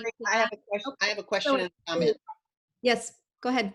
Okay, so my question is, how do those numbers that you just gave us, that 16,000, whatever it is, Leslie, compare with what we expected based upon what the demographer told us? I knew you were going to ask that, and I was looking for my slides that showed next year's numbers, and I found our 2024 numbers, which was about 4,000 less. I think it's pretty close. Jeff, do you or Craig have that at the top of your head of what we thought we'd expect for next year? My recollection was that we were going to be about 500 fewer students was the prediction, which I think is probably reasonable if there were no COVID situation. And I think we have to brace for doubling that we could easily lose 200 to 500 fewer or have 200 to 500 fewer students next year than this one. But the prediction was 500 down, I believe. Jeff, is that what you remember? Yeah, we're going to come in right around 16,000, just above 16,000 students from where we are if you count our SDC students in those numbers. I also will echo what Craig is saying right now, that it could be less because of COVID. We don't know the impact of that yet. Okay, thank you. And then I have a comment. Mhm. And I think this affects all the departments, or it's actually a request. As we look to next year and we don't know what's going to happen, I hope that everyone is planning for those students who, even if we reopen and even if kids are back in school, there are going to be families because of medical fragility or fear of coming back into large groups or whatever that are not going to show up. And I'm wondering if, I know that's going to be affected by what the state decides to do in terms of ADA, but I just want to make sure we're thinking about, number one, how we're going to serve those kids, and number two, Jeff, how that's going to affect the bottom line. Thanks, Phyllis. Yes. Hey, Leslie, one quick question. You said that we were supporting some of the families who moved here now due to this reason, right? Like, and do you have some a rough number, like how many such kids we are serving now? Currently, we have 16,732 students, I believe is the last number. I can double check that and send it to you. No, not that I'm saying. So you said that like how many new kids? Correct. You said that we are the only district which is helping out in the neighborhood. Sorry, in the districts around us, like the special request kind of thing during this time. So is it a big number or is it a small number? The number of families that have moved out of the area, some of our families have moved overseas and they've been able to enroll in other types of courses. Some of our families that moved locally, we've kept them, and that's a very small number of kids. It's probably 5 or 6, and we're working with them on special case scenarios. We are working to see, we are double checking to make sure their school districts don't have something already up and running, and most of them have not. And then we've added new students since COVID-19, and I want to say we probably enrolled maybe a dozen, maybe 20 new students potentially. It's a low number. Okay, thank you. That's a good one. Leslie, I had a question too. With regard to enrollment or at least student attendance, I know that some of the districts are struggling with getting students to log in or even show up. I know like LA Unified, I think only 50% are showing up. Do we have a sense of what the percentages of our students, and are we checking in on them and making sure that everything's okay, and I know we provided the things that we needed to provide, the hotspots and the Chromebooks and things, but can you give me any sort of report on what's going on there? Yeah, we're not doing daily attendance, but what we are doing, we've asked all of our schools to lead this at their school sites, and they've done it. The principals and teachers have done an amazing job. The teachers are responsible for making sure their kids are showing up, and or they're at least in some sort of communication with families, with the parents or the kids, so that they can modify based on unique family situations. If the teacher is struggling to see a child online or to correspond with the family, then the principal or the school secretary are reaching out.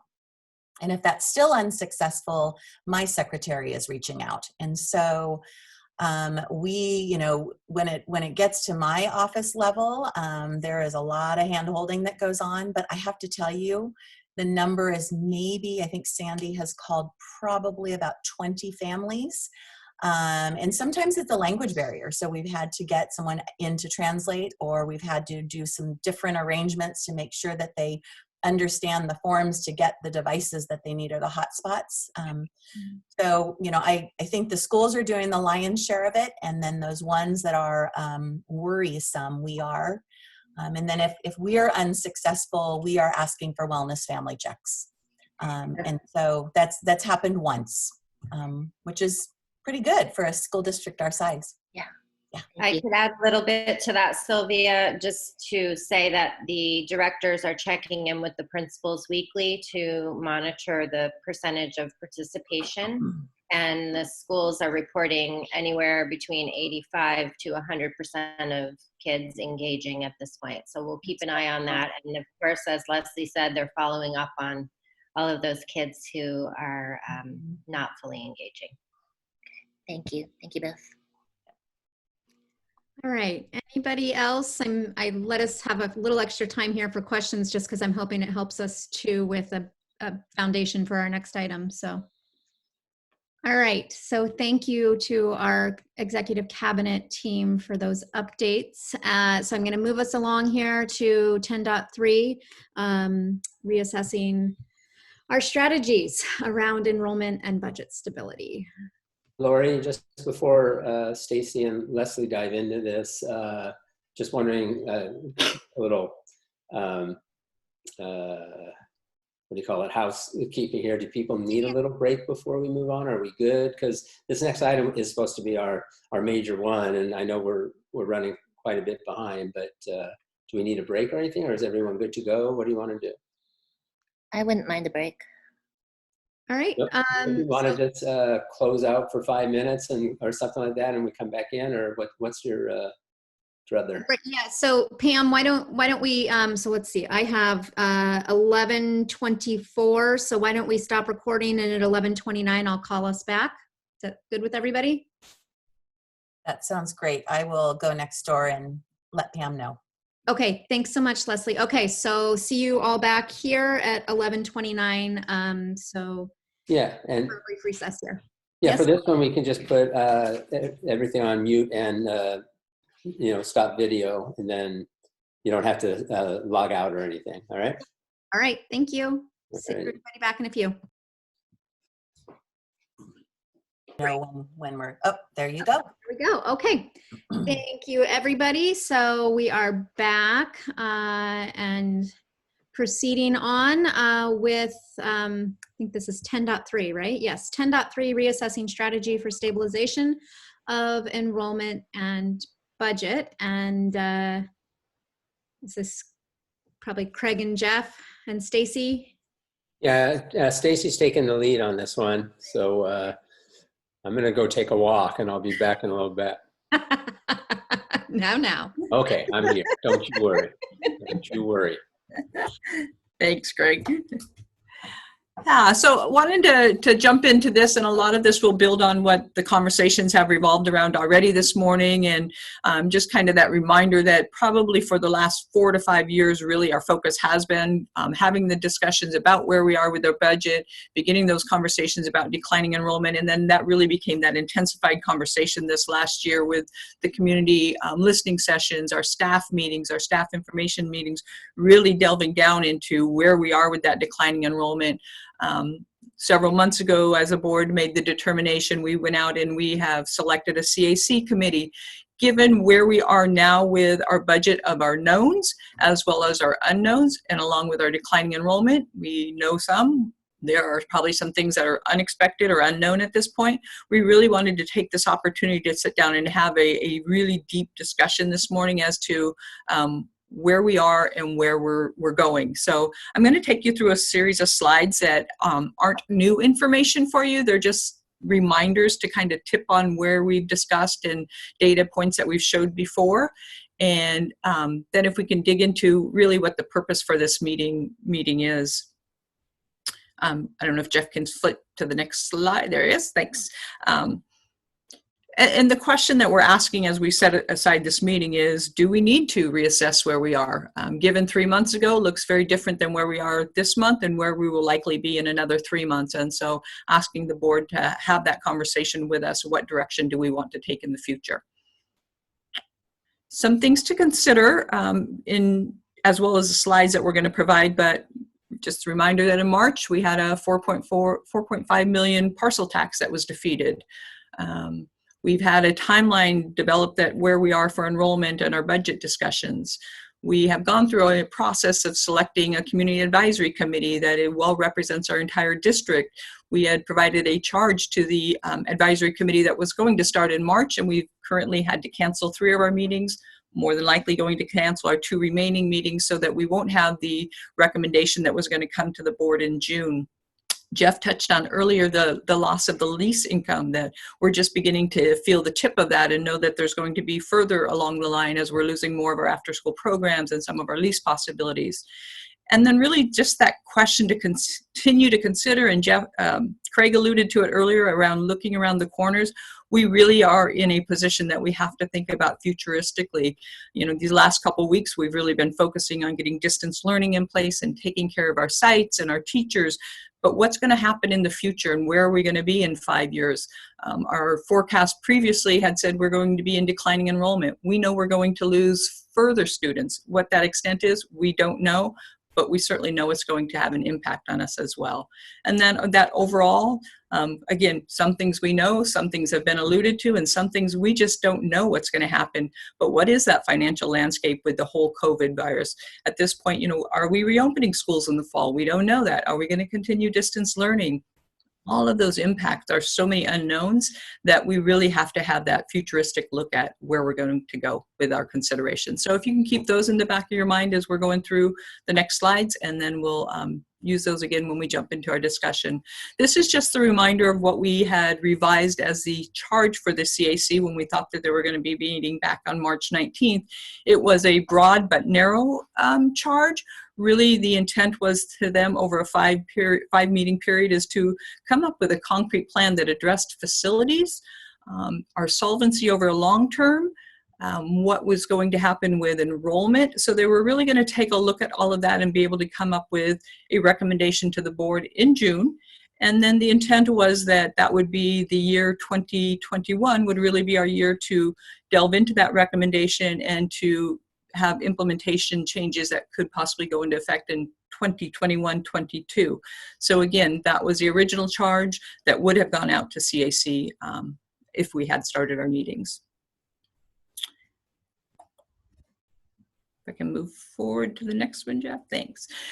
This is not a new slide. This really is where we have shown repeatedly for our 5-year enrollment, showing where we are with our elementary and our middle schools, the declining there, where we would be in 5 years, where we are currently. Again, earlier today, we talked about minimally, we are expecting to lose probably another 200 to 500 students by the time we return in fall or soon after schools open again in the fall. And so really looking at where we are over that 5-year period and how do we adjust for that future planning as well. This slide was based on when we began presenting, so it hasn't adjusted. This next slide is really the reminder we talked about early on, you know, what is that sweet spot where we are truly utilizing our staffing and our sites, our facilities? What does that look like? And we looked at talking about the number of kinders. We've done a lot of work at trying to reduce some of our larger sites, and we start with that at the kinder, because then that becomes that sequential year. Each year the enrollment goes down, and where are some of those ideal spots where right now with the way that we do staffing, and we staff at 24-to-1 in our K through 3s, and we staff at 33-to-1 in our 4s and 5s. How do those mesh into nice, neat packages that really takes efficient use of our staffing? And so that kinder grades, levels of 4 kinders, 5 kinders, really gave us those ideal spots. And as a board, we had the discussion as far as how many schools under each of those ranges would really give us the full utilization of our facilities and our enrollment. If we use that and we look at our ideal sweet spots, we can see that for our current number of schools and our current number of middle schools, the numbers don't necessarily add into filling those facilities where we might need to be.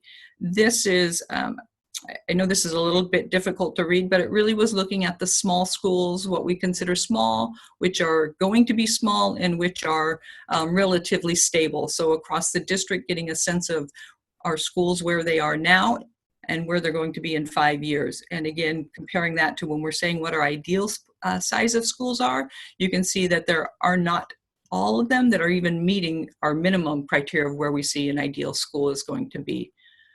And then the following slide has the middle school breakdown as well. I don't know that we spent as much time talking about the middle school numbers as we have with elementary, but if you can see here where our middle schools continue that decline over the next 5 years, you know, what is an ideal size of a middle school? We had said, you know, 1,100, is it 1,000? But based on where we're going to be with the schools, we know that our elementaries are going to feel that decline immediately, but also all those students eventually make it into middle school, and those numbers will continue to decline as well. So you can see there what our difference in numbers is going to be just over the next 5 years, and the how it's going to impact each of our sites. They will all take some kind of a loss in students. I'm going to have Jeff just go over, again, these are slides that you have seen before, so I'll have him review them real quickly. Jeff? Thank you, Stacy. It's something we did at the January board of Ansa Stockmeyer, but I think the biggest part as a reminder for the board is if you look at the total cost in this scenario, the bolded line near the bottom of the page, it talks about the percentage of dollars that is part of the base funding versus the number of students on that campus. And we talk about what makes for good usage. Stacy hit on the part about the numbers based on 24-to-1, 33-to-1 for elementary school, and then 25-to-1 for our staffing. That is equated into that total cost in this scenario. So as an example, when you look at 4 kinders, that's maintaining that number of students in their kindergarten through 5th grade years. That's what makes it the kind of that sweet spot in spending, because you have the lower class size numbers, you have the resources on campus that include your library, your tech, and so forth. You're maximizing your student ranges. So if you have 24 in every single class, so it creates that perfect scenario. And then the following slide represents our stability slide that we brought back in February. And it talked about 2 different pieces to it. What I would share is that when you think about the numbers we were talking about earlier, the loss of COLA and the impact of COVID-19, that is brought into under Part A, number 2 of that $5.6 million. And so that slide previously said, you know, that future risk. Well, we're currently sitting in why we felt as a district that in order for us to have stability, we had to go above that 6% reserve, was because of times that we're in today. And so as that target, the structural deficit of 2.3 million is what we brought to the board at our second interim budget. That was the difference between our expenditures and revenue that we bring in every year. Then Part A, bullet 2, is the cost of COVID-19 with the potential loss of COLA. And then as we go into Part B, those are those future items. So cost for employee compensation, obviously, you know, the one piece of the parcel tax that would have been helpful was our ability to retain our staff and attract, you know, the high quality educators that we have. We want them to be here. We want them to be in our district for the long run. We know it's great for our schools. It's great for our community. Our students see the benefit from it. We also have to start building in, as part of our stability, a contingency for the parcel tax measure. Our current parcel tax, it brings in $8.67 million to our budget. That expires in June of 2023. So we have to go out for that potential parcel tax campaign, renewal campaign in 2022. We still have to start budgeting for that loss of revenue starting this next fiscal year. And then obviously as a district, we've had 5 years of ongoing cuts. As it looks right now, that's not going to change. And, you know, it impacts programs, it impacts resources that we provide to students. And so that's how we bring up to that $29.5 million. I would also highlight that that represents $2,000 per student. That's also the difference in what we're funded versus our neighbors, whether they're basic aid or LCFF funded, they are seeing about $2,000 more per student than what we receive as a district. And so that impacts also where that 30 million comes in. I'll pause there, Ashley. I'm sorry if there's any questions related to the budget before I turn it back over to Stacy. I have 2 questions, Lori. May I ask them? Yep, please, Jerry. Thank you. So Jeff, you talked about right now we don't have visibility into the COLA. When will we get that? Typically it comes out in May. Is that correct? Or have you gotten any information it may be different this year? It does come out in May. You are correct. We believe we will learn that probably around the week of May 15th, whatever week that falls. We have a school services meeting that will be based on the governor's budget. I hope that we'll at least know if COLA is going to be there at that point. Okay, and then the 5.6, could you say, I think you had touched on it previously, you say a bit about the breakdown over the 5.6. I think you talked about 3.5 would come from the elimination or potential elimination of COLA. The other 2 million, could you say a bit about where that comes, what that's composed of? Absolutely. So what I did when we're looking at the budget, 3.6 million of it was COLA. I think I said 3.5, but it is 3.6 million of it is COLA. 1.45 is what we built in to what our cost of COVID-19 is right now. What I was also trying to project out is we don't know the full extent of the cost. And so it is going to be higher than what it is right now, for sure, higher than that 1.4. What we tried to do is take out, if we were losing $20,000 per day with student nutrition, we have the additional custodial costs that will come in the summer where we're ordering more supplies. It was around $500,000 more, and that's where that other 500,000 came from. Okay, thank you, Jeff. Thanks, Lori. Yeah, Jeff, so what I've both been hearing and reading is it's looking more likely than not that we may have little to no COLA this year and potentially next year as well. Are you hearing the same? Yes. In terms of the guidance you're getting? Yeah, so 2 Yes. years.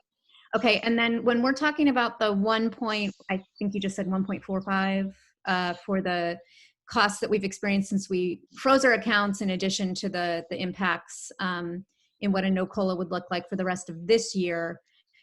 Can I just directly extrapolate that out for next year as well? In terms of what, I mean, no COLA is obviously, I know what I can look at in our budget slides that you presented to us in the past, but in terms of those COVID costs ongoing, would it be fair to say that it's going to probably be, at least if nothing changed and we moved forward next year, still running nutrition the way we are and needing additional cleaning and staffing changes that we've already experienced? Can I extrapolate that out to next year and say that it might be twice what it's costing us from March to June this year? Or what's a fair estimate for me to assume for next year? It's a good question. I haven't thought about it through the way that you're asking that question. What I would say is true is that the student nutrition costs would continue to carry forward. That part is true. I think vacation liability could potentially increase if people aren't able to take their vacation over the summer. Our classified employees can receive that payout, I believe, in December. If Stacy can correct me if I'm wrong on that.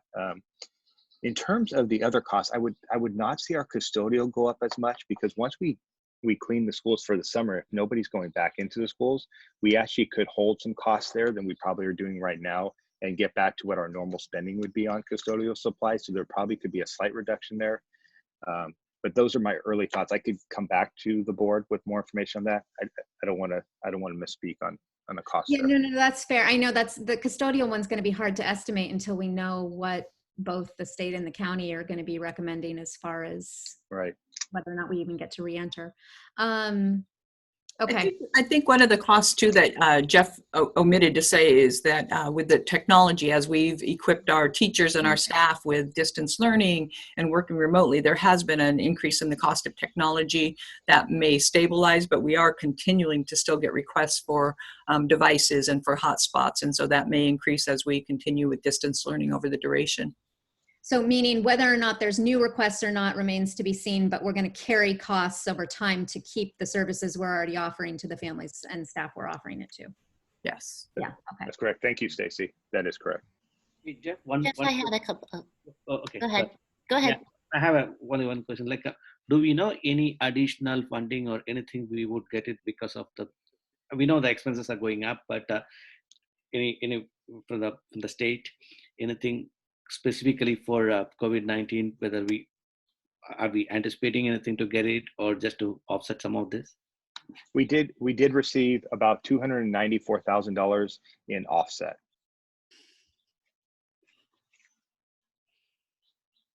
And for our OES application, like I know there are districts that applied for that back at the time of the fires 2 and 3 years ago, let alone last year's fires, that still haven't gotten their OES funding, right? That's correct. Yeah. Okay. And Sylvia, I think you had some questions. Yeah. As well. So a few questions. So part A, number 1, the 2.3, haven't we, correct me if I'm wrong, but is that part of the cuts that we've already approved in order to mitigate that? So that's already been accounted for in some sense? Yes, in some sense, yes. Okay. And then part B, number 3, cost for employee compensation, that's referring to step and column and negotiations, right? That would be more in negotiations, not so much. Again, you know, we're not talking about any future negotiations during this meeting, but more conceptually, if we want to retain and attract teachers to be in our district, compensation would come into it. Step and column is already assumed in our 5-year projections that the board has seen as second interim. Okay, and then lastly, part B, number 5, bringing back programs. So 5 years of cuts, 4 million refers to, are there's like what, so that means that we're bringing things back. Like what things are we bringing back that we cut? Sure. So when we go through and we lower our department budgets, or we lower our school site budget by 20%, our school sites are having to pull back contracts that they engage with. I don't have a list right now of every single dollar that every site spends, but what I can tell you is music and art is typically expenditures that sites pay for. Sometimes parent groups may pick those up, but that's not true for every site. Obviously, as we've talked about and Craig's talked about a lot, there's an equity difference between what some schools are able to raise versus others. The dollars that we provide to school sites from our general fund, and when we have to cut those dollars back, that could be losses of programs, losses of hours of support for kids on site. Can I just add that the before we get too detailed on the exact aspect of, let's say, that those $4 million, that's just a bottom line number that EC came up with to say, at this point, after we do the cuts from the new ones this year and all of the cuts we've done for about 10 years, we have gutted the organization. And so at some point, we have to talk about, well, can we start bringing things back? Because everything is on the backs of our employees. That's the bottom line. We're about to reduce an EC member.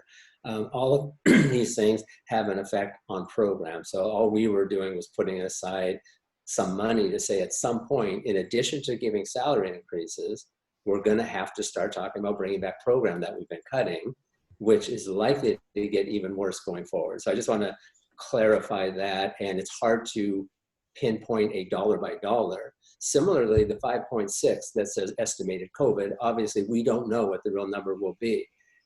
But when Jeff and I talked about it, we said that we had said we want to increase by 5.76 our reserve by an additional 3%. Remember that? We said we do the state mandate, the board mandated 3% for the 6%, but we said in order to deal with emergencies that come up, we better up that by another 3%, and then all of a sudden COVID happened. So at the end of the day, what we're saying is that other 3% that we said we would have to do, we're applying it to that emergency that we now have. And we believe we will, the number just happened to be pretty close from our estimation, but I just wanted to clarify that with everybody. And I don't see us building back an additional 3% to get to that 9% for emergency day, because it's going to be tough enough to get to where we have to. And just note, we basically spent that money at this point already, which is how we're in this place. So some of these numbers that you're seeing are not dollar for dollar accounted for as much as planning for future and thinking about it and how can we guesstimate as best we can where we will be. Other numbers are exact. Now, the number I didn't understand, Jeff, you might have to weigh in on this, but on the structural deficit at 2.3, I thought that was already assuming the almost $3.5 million that we said that we are about to cut for next year's budget. And so I want to get clear on that. I thought no matter what, we still had a $2.3 million deficit. Otherwise, we basically wiped that out if we have saved the $3.5 million and have another 1.2. So I need a little clarification on that one. I'm sorry, Craig, and I just lost audio for a second. I apologize. Can you ask that question again? That's weird. I had the same thing a minute ago. I was saying that I think it was Sylvia raised a question about the $2.3 million structural deficit, which still shows on our multi-year projection. And that I thought we had said that last time we did these slides, that 2.3 still existed even when we cut the 3.5 million that we're about to do for next year's budget. If not, then that 3.5 that we're cutting would more than take care of the structural deficit, in which case it shouldn't even be on here necessarily. So I'm just trying to get clarity on which one of those is true. So well, it's not that one's not true. So we knew that there was changes to the state budget that we were talking about with it too, as we're getting into May revision. What we don't know is the assumptions that we thought were going to be more positive. So one-time dollars came in that we could apply to a 3-year model. There was talk about that. And so we started looking at it. Okay, well, that's going to cut into that structural deficit. Yes, the reduction we're making this year is solving the bigger issue, but any loss in enrollment that we're talking about, different things like that, there's a lot of balance factor. And as you referenced, that number moves a little bit one way or another, just based on the new assumptions that come in. Yeah, my real question is whether we can, for now, assume the 3.5 million, because we're projecting doing, and we've been taking actions along the way, right, of late to reduce the budget by 3.5 million. So I'm just wondering, do we get to take that amount off of this, or are these things aside from that 3.5? These things are aside from that 3.5. Now, what I have to go back to see what that number is, and I'll be able to show it at the 5-year projection in May. Yeah, okay.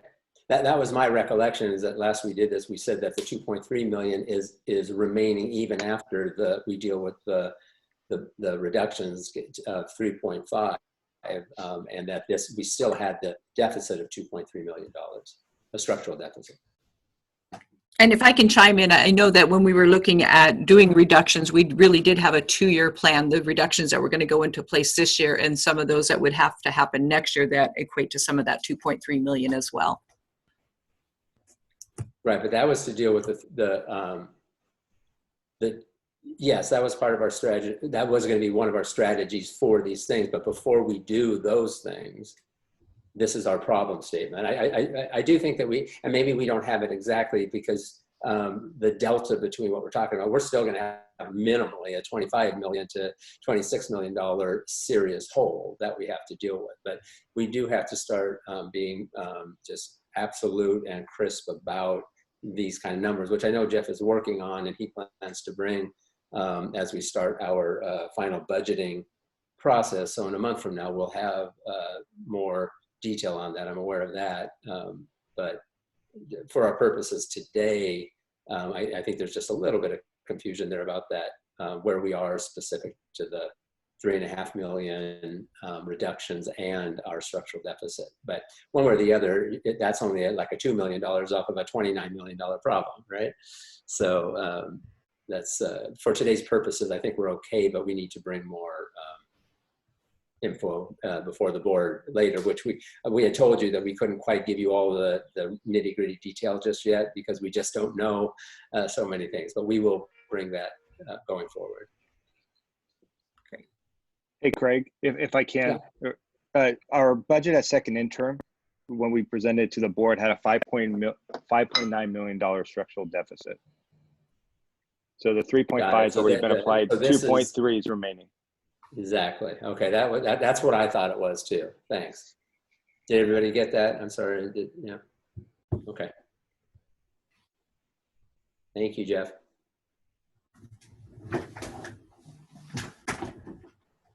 All right. Should we move on? I think we can move on to the next slide.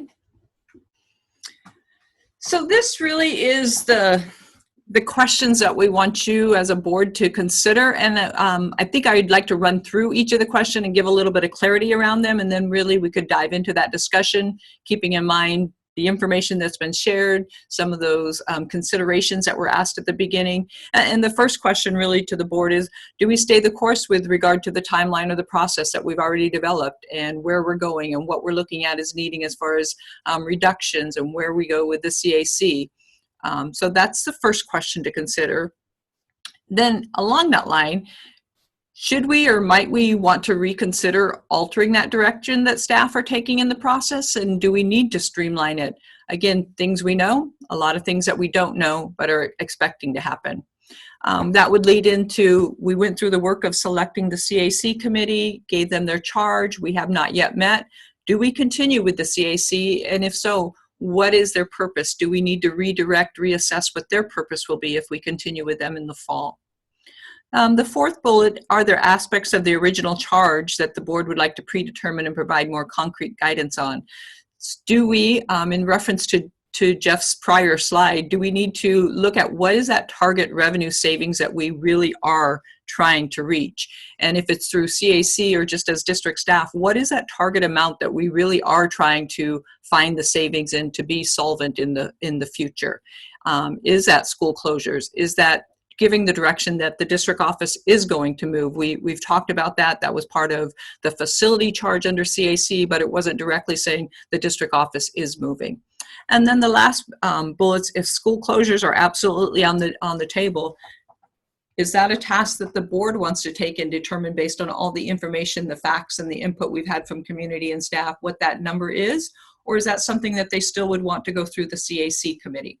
So I'll pause and Lori, if we could maybe go through each bullet and have a discussion on that, and then we can always refer back to any of the slides if we need further information. So I'm open to that process, however you guys would like to proceed. Okay, so why don't we start with the timeline and process? So anybody want to comment on sort of where they're at in their own head on timeline and process in light of our drastically constantly moving target and changing situation here with this? I have a question. If you move the whole timeline by a quarter, let's say, like even including CAC and everything, right? By keeping our 2021 plans as it is, what I mean is like about the school closure or any of those things or any discussion of CAC, if we move by a quarter, what is going to have the impact? Still, can we meet whatever we were looking?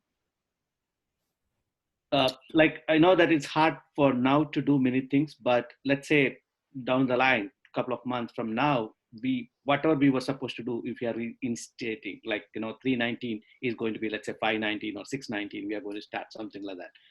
So, and probably a shift of few months, still can we meet whatever we were looking? So I think if I'm understanding right, Satish, the question is essentially, could we stay the course with our existing timeline and process and simply shift it by a quarter? Yes, the overall thing we compress, like we thought that we will have certain decisions by fall. Rather, I would keep it a little bit of out in the fall, like let's say October, November kind of time. We will have still a decision, whatever it is. Still, that will be applicable for the future year and things like that. Means you are not changing the end date, but the starting date we are changing a little bit, shifting toward that without dropping anything down, whatever we decided.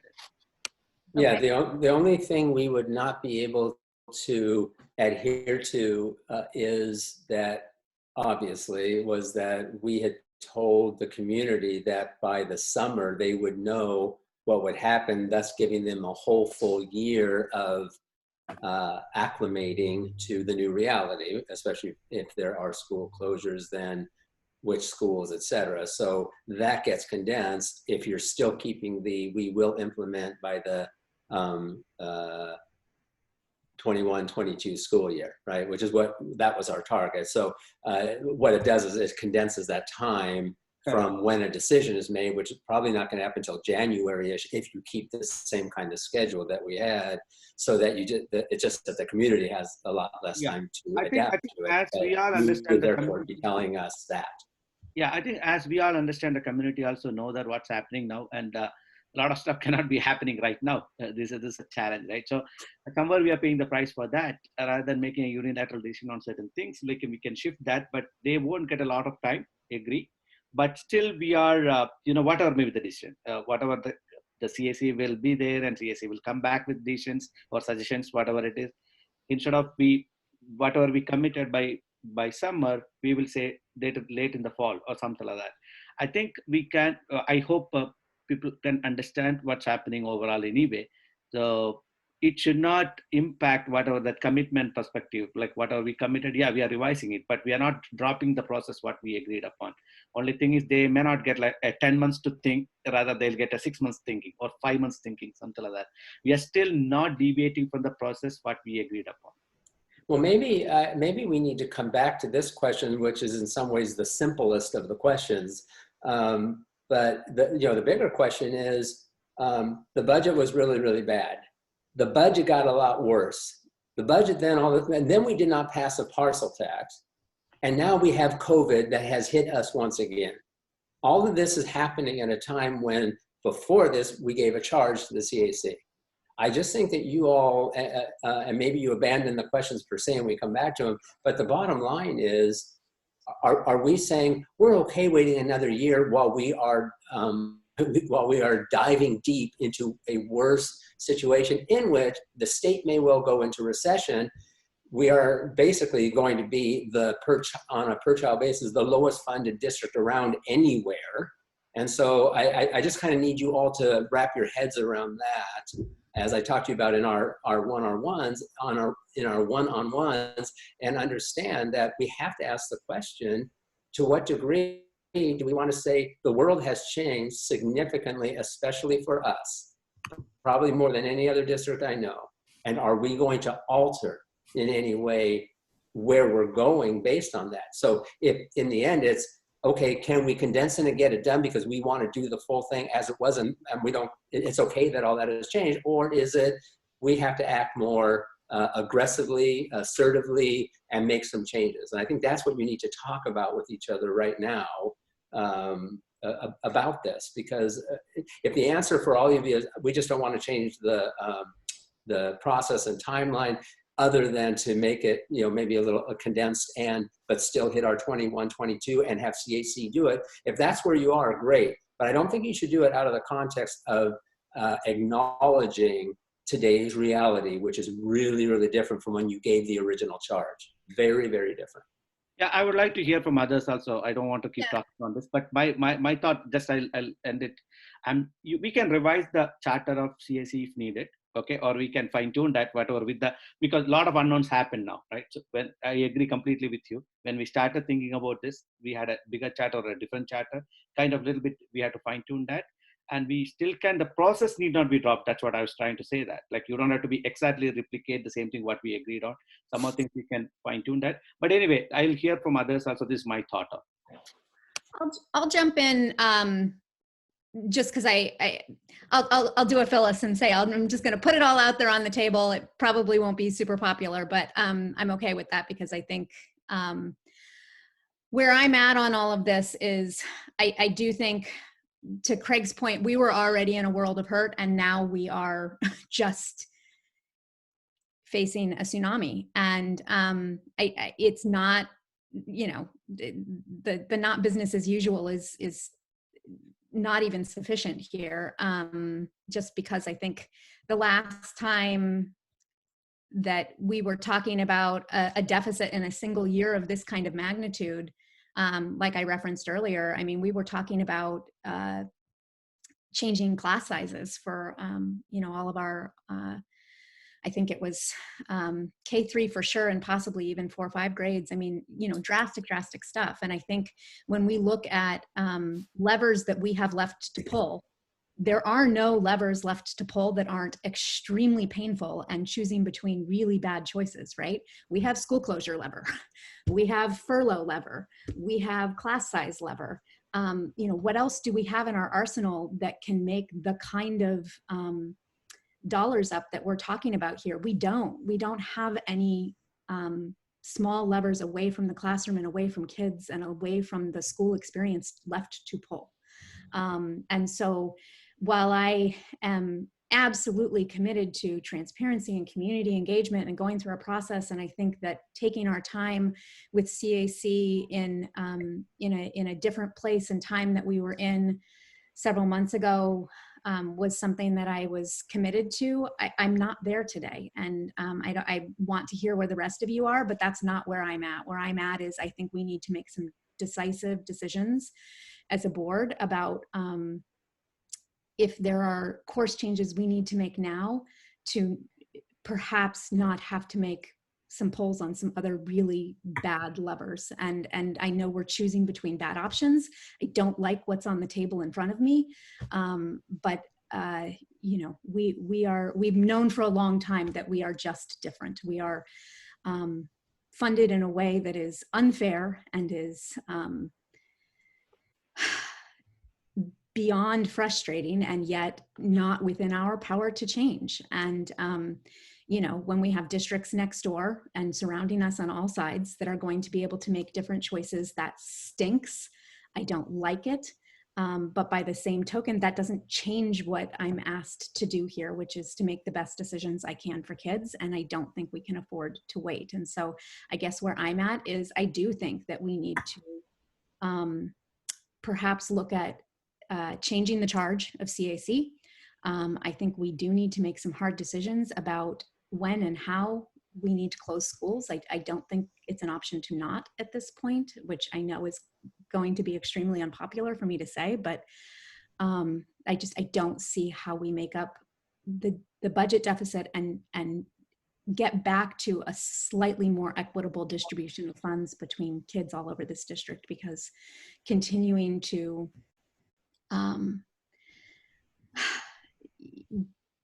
run as many schools as we are is just not efficient or responsible use of our dollars for our kids right now, in my opinion. So that's where I'm at. I want to give others a chance to talk, but if anybody else is ready to have the conversation about just making some decisions around school closures and revisiting being on a different timeline for that, and making some of those decisions ourselves, and to the point that I think was already made about the district office, I think that's one we just need to give direction on, and let staff take it from there, in terms of getting us out of a lease and being more efficient stewards of, or getting us to a place where we can be as efficient stewards as possible of the facilities that we do have in our arsenal, is where I'm at. So others, please feel free to flag if you're ready to go. I'm happy to go here next. All right, Jerry, please. All right, thank you. First of all, you mentioned district office. I know we've kind of talked about it in the periphery. I don't think that's ever been brought to the board, so I would just maybe ask for a presentation or something on what that thought is. I've sort of picked up little bits of it. I'm certainly supportive of getting out of the lease, but I don't know what that means. So that's just an ask aside. I agree with a lot of what Lori said. I think the world's very different from 3 months ago. I think it's we don't have a lot of good levers, and the funding formula is such that it puts us at a disadvantage. And so this is not, I think there are really no good choices here. I very much agree with that. I tend to look at things, you guys kind of know me from a quantitative point of view, and so I sort of think about what's different. What's different from, you know, before March 19th and now, right? So the parcel tax didn't pass, and then we have this. We have the structure. What's then the main thing that's different is really that 5.6-ish that Jeff talked about, the potential loss of COLA, the costs that we're incurring because of COVID. Now, for me, you know, I think I don't know. I've read stuff here about, you know, COLA might go away. I suspect we won't get what we were promised. I don't know if we would get zero. It seems like human nature to give us something, and be interesting to see what that turns out to be. I think for me, and then the other thing, of course, the deeper deficit. For me, that's a short-term operational thing. I think to a point that, you know, Craig made earlier, that at some point this is all going to go away. It is an important short-term hit, but I can't imagine, you know, a year, 2 years from now, we're still paying for overtime. I can't imagine that we're still providing free lunches. I think some of these things, it's not a structural change. And so for me, school closures, and it doesn't mean you know, we might end up there eventually. I think those of you that you've paid attention to what I've said, I put a lot of value on transparency and community engagement and all that. And not to say, I know all of you do, so it's not, I think we all have that commitment to it. And so for me, what Satish talked about earlier resonates with me, that if we can maybe shorten it, but just shift the timeline, because we don't have a lot of good levers. But I think part of my understanding of asking the CAC to focus on facilities is to see what other levers they can come up with. And that's why we sort of went through and tried to get a diverse set of point of view. And so certainly I'm in favor of, looking at the timeline. I'm happy to talk about how we want to change the directive to narrow some things down. But I'm not at a place today where I'm here ready to say, I want to close the schools. We may end up there. But we're 3 weeks out from getting the May revision for COLA. There's just a lot of unknowns, right? And so I really, really am interested in hearing what they have to say. I don't want to task them with some make work that will rubber stamp. I really am interested in what the community has to say. So given that we had talked about not taking action on this, if we did close schools, it wouldn't be until the September, right, of the 21-22 school year. That's like 18, almost 18 months away. I think shifting things by a few months, I mean, you're right, the community won't have as much time to get used to it, but I'm not sure, honestly, if originally we were gonna get the report in June, right? So if we got it in September or October, it's a shift of 3 to 4 months. I'm not sure 12 months versus 16 months makes that big of a difference in the overall scheme of things. And so for me, I certainly understand the importance of all this. I'm seeing that everywhere at my work, at talking to my friends. I think things are going to be different. But I think there's a lot of uncertainty, and I'm just cautious to, I want, anyway, we all do. This is sort of, but this is where I am right now, just to short circuit this, and I'll yield the floor. Yeah, and if I can chime in, I appreciate that. I think that's all very reasonable and rational, and I appreciate it. I do have to just point out that for a school district, if closing schools and trying to do it in basically a 6-month time, let's say that you make a decision by January to open up the following year, it's a lot more than you think. The amount of work that goes into the everything, whether from the staffing aspect of it to the, getting the schools ready, moving classrooms around, you might have to drop a portable or remove them, or, I mean, it's just, the amount of work is big. So I don't want to understate that reality that it's fine to just wait. It's all the way till the following August. The teachers come back at the beginning of August, really. So you're talking about through July of that year. And so you basically have a 6-month period to do that. It's a very short timeline for that kind of thing. So I just want that realistic part. And that's a good point. So maybe you can help us here, Craig, just from an operational point of view. If we were not going to open, we were going to redistribute students for the next school year, the 21-22 school year. Operationally, how much time would the district need to be able to execute on the decision if the board decides to do so? Well, I'll rely on my colleagues to respond to that a little bit. I do think that, a year's time is what you would usually hope to have. But can we get it done in that potential, let's say even 7 months, right? What if we could make a decision by November of this next coming school year and give ourselves about 7 months? Could we get it done?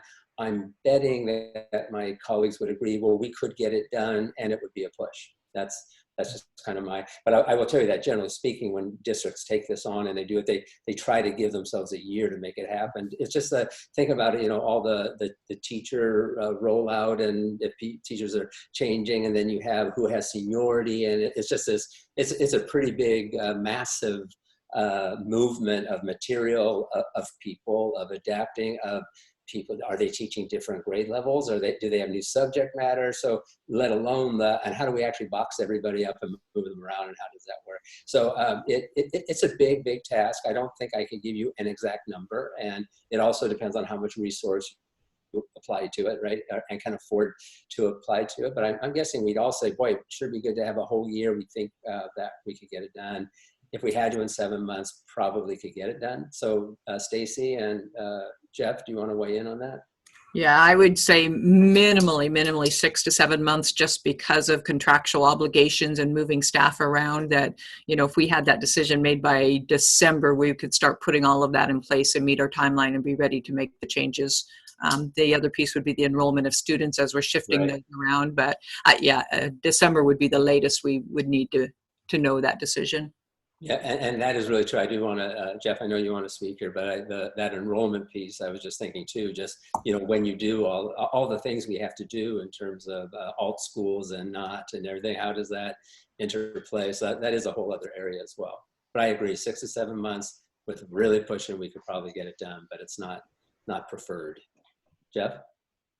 Yeah, if I would just add that I think the 6 to 7 months would also be really tight, because we potentially, depending on what the decision that comes out of CAC and the board would be, we potentially would have to do an impact study on if we're increasing traffic around a different school location potentially, or if the number of students goes up by a certain percentage, we're actually required to do a study regarding that.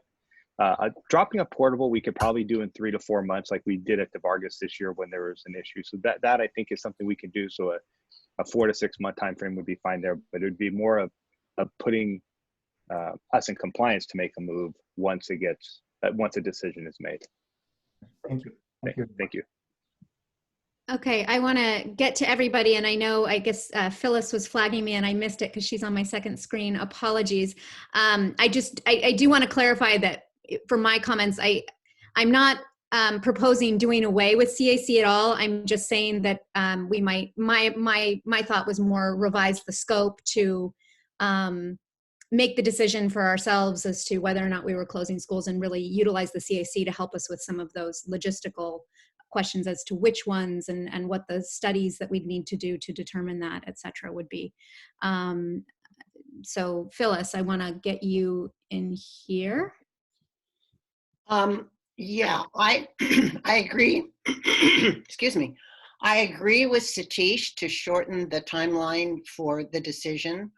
I would like to continue with CAC. I think it's important to get that community input. But I think we as a board need to really tighten up what we're asking CAC to do. I happen to agree with Lori. I believe we have to close schools. I don't think what's going to happen in the budget over the next 6 or 8 months is going to make any difference in terms of the amount of money that we need to generate. And I think the only way we can do that is through school closures. And I think we as a board should decide how many and let the CAC decide which ones. And I also think that the notion of, I mean, this is Sophie's choice. The notion of increasing class size, I don't think is off the table. And I don't think the notion of furlough days is off the table. I think all those things, and we've got a lot of money to come up with in a short period of time.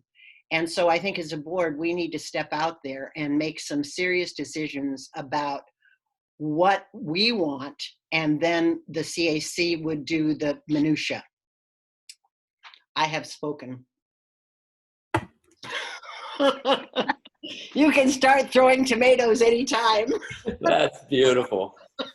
Too, Phyllis. You and I are going to get the rotten tomatoes. I can hardly wait to see next door. Jerry, okay, so Sylvia. Yeah. Let's get you in. I'm so torn, you guys. This is so hard. I was talking with somebody about the numbers, and we were talking about, just a little over a year ago, Dr. Baker was doing his presentations at all the schools, and the number then was 3 million, and now we've jumped all the way to 29. And it's not because we're not managing or governing or overspending. It's simply because of what's happening in the environment. It's happening with COLA, with the state funding, with increasing costs and not enough funding. And so it really is so drastic, the change that's happened in such a short amount of time. I'm very much in line with Jerry in terms of wanting to honor the CAC and wanting to honor the charge that we gave them to come up with some creative solutions. I'm part of that subcommittee, and I know just the amount of work and investment that went into selecting the folks, the outside consultant that came in and did all that, our staff that worked so hard on making sure it was very much an impartial kind of community group. And so I do want to make sure that we're not just giving them a charge that isn't worth their time, right? We want to be able to give them something that's able to give us as a board a good understanding of what the community thinks. Having said that, I've been thinking a lot about leadership, and I think since this pandemic happened, I think we've all seen examples of good leadership and not so good leadership, and understanding that leadership sometimes means making hard decisions and making it based on data and not on public opinion. And ultimately, we have to go back to what's best for our students, what's best for the kids in our district. And knowing that if we're spending, or if the costs are what they are at this point, and they're gonna keep increasing for the next 5 years, we need to be able to have, we need to have the money to pay our teachers. We need to have the money to pay our staff. We need to have just the amount of resource to provide our students with the best education. And so it really goes back to putting those people, students, teachers, staff, and those programs above properties, and prioritizing that above properties. And so, you know, I think I'm of the same mind with Phyllis and Lori in terms of making those hard decisions about combining some schools or redistricting or rezoning. But I wonder if there's a middle ground where it's not so much that the scope of what we're giving the CAC is so narrow, but if there's a way that we can create some sort of, I'm not sure, right? Like something where the CAC is able to have more opportunity to provide input rather than just having so narrow a scope. I think, Sylvia, one of the things that I've been reflecting on since we made our charge, and certainly maybe as you've said, you know, I've spent a lot of time thinking about leadership in this past month too, just because, as you say, the examples have been so front and center that, to your point, it seems to me that the part that weighs on me most about revisiting has to do with just the decision that I think I you know, like I said, I'm at the point where I feel like we have to close schools.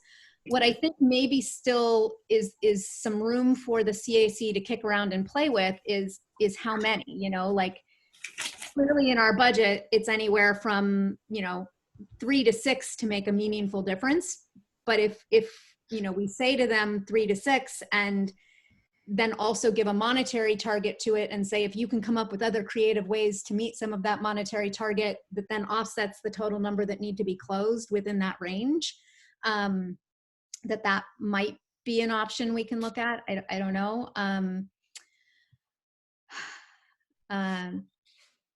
Yeah, I think what all of you are saying is I think what I hear from everyone is there is the agreement that the continuation with the CAC, what that timeline looks like, but that there is certainly the desire to continue with our work for CAC and adjusting the charge, adjusting the timeline, obviously, but that there is that agreement from you all, or from what I'm hearing, that you want to continue with CAC's use. Well, that's, yeah, before we jump too quickly, I do think that there are some compromises we can do, as people have said. I want to investigate those a little bit. I do want to point out one complication, which is that you all ended up giving a charge that was based on understanding the size of schools that we should be running from an efficiency perspective, good use of, good stewardship of dollar, and programmatically for our kids. And in those numbers, it talked about that we ought not be running schools that only have 400 and 400 or fewer kids, right? And we said that it's okay to have a range. Some could be a little smaller like that, but we have a sweet spot of size 76 at elementary. And then we talked about 1,000 to 1,200, maybe 900 to 1,200 at middle. And you committed to that. And if you do the math on that, there's no way to do that and keep 25 schools running. You can't have this both ways unless you're saying that, yes, we gave that as a charge and those were our criteria, but it's okay to break them, right? But I'm not sure how we get to that when we are going to be down another 1,000 kids. We know it in a very short order, and then probably another 1,000 shortly after that. And so I think we have to revisit that a little bit if the idea is that it's really totally open what CAC will come up with, when in fact it's open within the guise of those criteria that you agreed to. So I just want to make sure we remember that. And now that said, I would throw out there that I think we could just say, you know what, we're going to do distance meetings with CAC this year. We can squeeze in 2 or 3 and we'll finish them all up in September. And so you could still do that process and walk them all through it. But that doesn't really deal with the basic reality that where things have gotten and our enrollment will drop even further than we thought back when you made that. This is what I'm saying, like things have really shifted. We have to remember that. And you had already said, here's a sweet spot of the size of our schools and the criteria for that. So unless you alter that, there is no answer to that without doing some closures. And I can chime in. I know in working with our facilitator that we were going to use for CAC, we could fit 5 dates in. If we started very aggressively August, September, we could have a recommendation to the board by October. That would give the board the decision, time, thinking, discussion, October, November, then December. So to fit the CAC in and an adjusted timeline is doable. But Stacy, why not 2? I'm suggesting, in order to maybe meet everyone's needs, why not do 2 online digital meetings with CAC, which they said they would do sometime between now and the end of the year, and then as soon as possible, early August, and by September we're done. I'm just saying, really condense it. You do some distance learning so that we aren't overtaxing staff at the end part to get now everything done based on it. I feel like it feels to me like if the board really wants to continue with CAC in this basically the same charge where we were and be able to complete that process, I feel like we can get it done by September if we're really, really aggressive about it. That's my Or on top of that, if we are revising the charge of the CAC where it's a little bit more clear directive, we could more than likely get that done in 3 meetings and not take 5 meetings to do. Right. Yeah. I'm So, sorry. Trustee, you debate all this. Yeah. What's the trade-off? The 3 to 5 meetings is what will we abbreviate? I didn't. Sorry, I missed that last part of your comment. If you wouldn't mind repeating again, please. Oh, that if I mean what Stacy was saying? I think she was suggesting that, and if you altered the charge even a little bit, just to streamline some portion of it, if that makes sense to do, that could help because we wouldn't have to tackle as much. They would be starting from a different place. So, And what will this streamlining involve? So could you speak a bit about that? What would be some ideas of streamlining the process here? I think one of them is, well, for example, you had asked about this earlier about the district office move. That was on the potential charge. That's one where I just say, and I think EC has talked about this, we just say, let's just move. Let's be out of it. Let's be out of Mary Avenue in 4 months and move over to Nan Allen's site where we have the TRC, and we'll make do. Heck, we're working from home right now, right? And why would we spend $400,000 a year to rent someplace when we can just get out? Let's just do it. I don't need CAC to take that on. It was in their charge. Why don't we just remove that, for example? So it was things like that that we were wondering about shifting. And I do think answering this question about, do you really imagine with the amount of money that we have to raise and the levers that we have to pull, that at least some of it, even if it's only one school, let's say, would be a consolidation of schools so that we could save $1.5 million on a site, 400,000 or 500 by closing it and rent it out for $1 million a year or whatever, that is a real thing. But if your view is, no, we think CAC might come out with a way of meeting our criteria that we said that doesn't do that, we want to leave it open. But the reality is, if you know that's not possible to hit the charge that was given in terms of the criteria without some closures, we should just say it, because it removes a whole layer of conversation that has to happen at that time. But if you just feel like we said we're not predetermining it, we have to stick with it, then I think we just go to let's go to the shortened let's just get it done and say we'll decide by the end of September. I think it's what you just said, Craig, but it's also in a time that is soon enough to impact our budget, right? Because we could give the CAC the same charge and they could come back and say they have XYZ ideas, but if those ideas take another 5 years to implement and see a return on, we don't have that kind of time, right? We would then be forced into a corner of pulling other levers much harder than we might have to otherwise in our budget, because our issue compounds, right? We know. And that's an example of one of the things we said is that, if you said that one way or the other through this committee, we need the committee to at least find a way to save the district or help the district in revenue, et cetera, by a minimum of ongoing $4 million a year and as much as $8 million a year. So the degree to which you pre-dictate that number that we're going after, not by the 2021 school year, or by the 21-22 school year. If that's what you're saying, I'm just saying you could say that that would be actualized by the end of the 21-22 school year in order to be realistic or something. But I'm just saying that I know these kind of committees, and we can spend, and we were planning on the beginning being just a lot of conversation about this sort of thing and why that amount of money and why not this or whatever. So you could streamline that. And I do not want to sound like I'm advocating for that. That's not what I'm doing. I'm just trying to be clear about the parameters and realities of what we need to do. And Jerry, I've used your phrase that you used last year at one point a lot about we cannot afford to bleed money that we don't have. And that's where we are. And it has gotten worse from the time you said that. It has exponentially gotten worse, actually, relative to that. And I just feel that's what's happening, and that we are, and that's why I use the district office as an example. Move us to a place that's not ideal, that isn't necessarily great, but we're going to save money, because that's where we are right now, is we need to put on a tourniquet of some kind. And so to the degree that we can say to the committee, here are some things that we really need, that we don't want to debate and spend a lot of time on. Let's get to this task. That's just a way of getting it done sooner.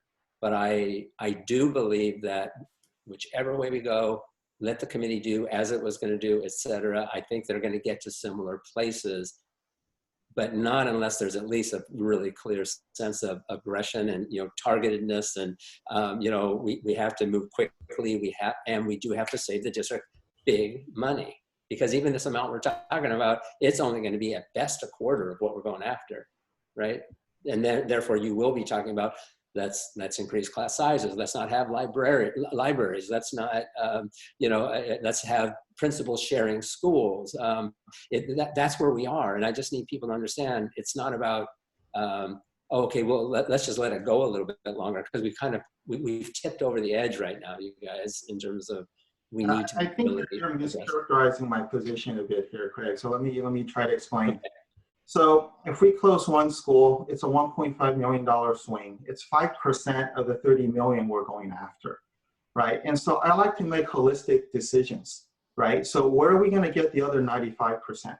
Because if I look at what happened, where we were 3 months ago and now, and this is what I was trying to highlight, what's really changed?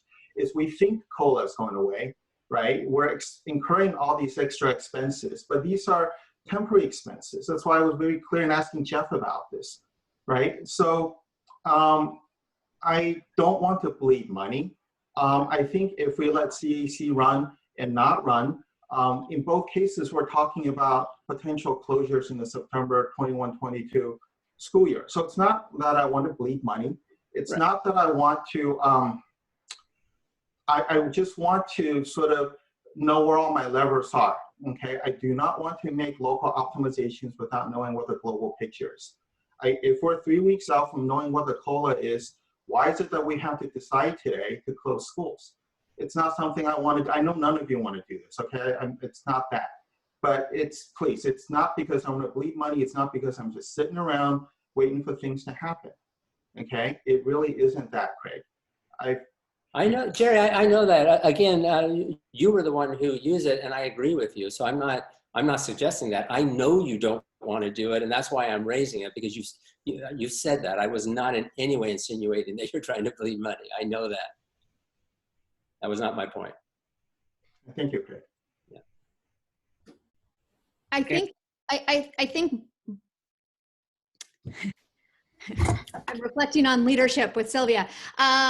So is anybody else besides me ready to entertain working to reopen the charge a little bit and modify the charge for CAC? I'm ready to do that. I'm ready to set some parameters around giving them a more specific charge and a more specific place to start that includes school closures. Yes. So Phyllis is a yes. Yeah. I don't, the 3 weeks till COLA is neither here nor there, knowing that this is not, this is not a short-term problem. I mean, the budget issues in this state and what it took to recover after 2008 to 2009, we only just got back up to full funding last year. We're looking at years and years and years before the state is going to make us whole out of this, and if ever. And we have to make tough decisions now, and 3 weeks till COLA to me really isn't going to make a difference on that. So I hear a yes from Phyllis. Is anybody else? So, I don't know. I think I probably, okay, I don't know how people heard. Probably I must have gone to a little bit of extreme. Okay, I just want to correct it, right? I'm not advocating for a, we had to exactly, I think I mentioned it also, we can always fine tune that. What is the charter of CAC? But CAC should be the process. And I don't think we are deviating from the objective. Even whatever we talked, that has been the objective for CAC anyway, right? Both in terms of budget balancing as well as the long-term plan, stability. Okay, I think for that, we can fine tune what is the input to CAC. I don't have a problem for that, but I was advocating for having that process still. Okay, just wanted to clarify that. Thank you. I'm open for opening it to discuss what we want to, I think we should, so because we're going to have to change the timeline, and we talked about things like the district office. I'm open to reopening that discussion to see how we want to change the charge.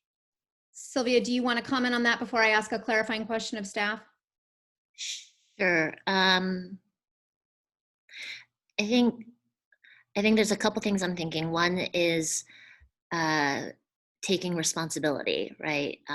That's also come up in examples of leadership, and not wanting to lay the responsibility on the CAC, because really it is a board decision, it's a board responsibility.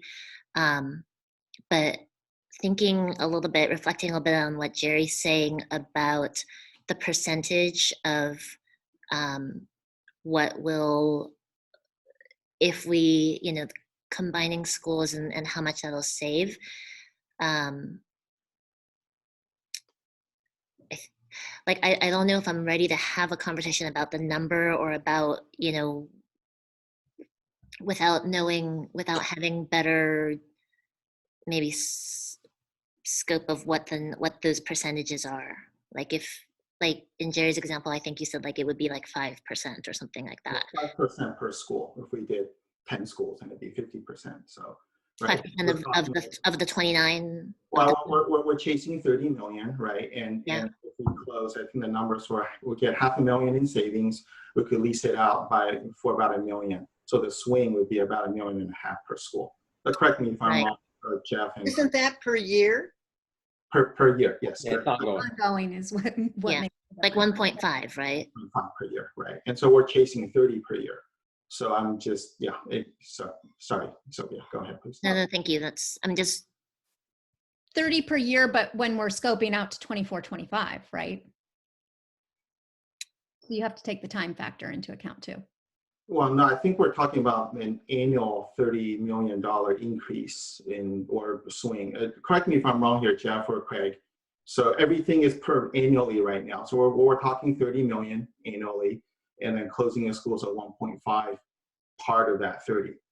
Whether or not, whether No, you're that is correct. It's a $30 million, but remember that 8.67 million of that we have for 2 more years. So when that kicks in, hopefully we renew it, and then that takes care of that problem.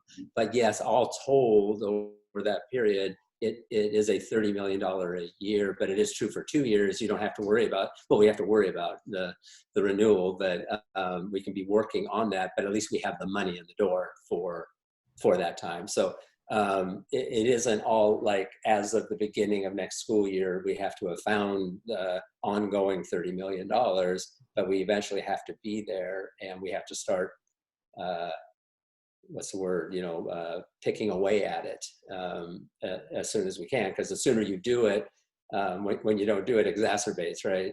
As we know. So the sooner you do things, the better. But some of it we need the full 30 million. And like you said, Jerry, some of that 2.3 deficit can take care of itself in some smaller ways, in a way, so we can look at it. So our thought isn't at all that and I don't want community thinking that we're trying to suggest that we're going to solve the $30 million problem through the CAC charge, because that was never the case. And I don't suggest changing that at all, but allowing them to have more clarity about a number. Probably by the time we pull CAC together, we do want to be even more specific on that number. I think from my point of view, the number is hard for me to say I'd feel comfortable saying what that number is without knowing. So, because let's say if it was 6, then that would be what, 9 million? So Not the number of school. I'm saying if you gave the charge of, we want the CAC to solve for $4.5 million of our $30 million problem, still give them the charge of, yes, school closures are on the table, or you can say more than that. But if they have other solutions that they can come up with, that is fine. But it's a minimum of, we want 4.5, which would have been what we got through the parcel tax that we did not get to pass. And it can be up, it'd be great if they could find a way to do that up to 8 million, just to make up a number. I don't know the right one right now, but something like that. That would give more direction. Something like that would force certain conversations, in a direction that would be helpful from the get-go. So my clarifying question is, what if it sounds like there is consensus around revisiting the charge, and I guess the question would be, can we do that at the May 7th meeting and still have time for the distance CAC meetings to start before the end of the school year, or is that asking too much of the team? Well, it's possible we can do enough right now to commit to that, because then we just inform them we are going to meet, well, which they've already told us they would be willing to do in May, virtually if need be. CAC, I don't think we checked in recently, but that's where we were at one point, right? Right. Yeah, we're fast approaching. Our 4th date was May 7th was going to be our first meeting. Right. So Date wrong, sorry. So if we are able to just say that the board's direction is, we want to still have CAC meet over a 5-meeting period of time, and to be done by end of September, something like that, but allow the process to go forward. So that's changing the charge a little bit, right? It's giving a time frame, and it's a little bit different.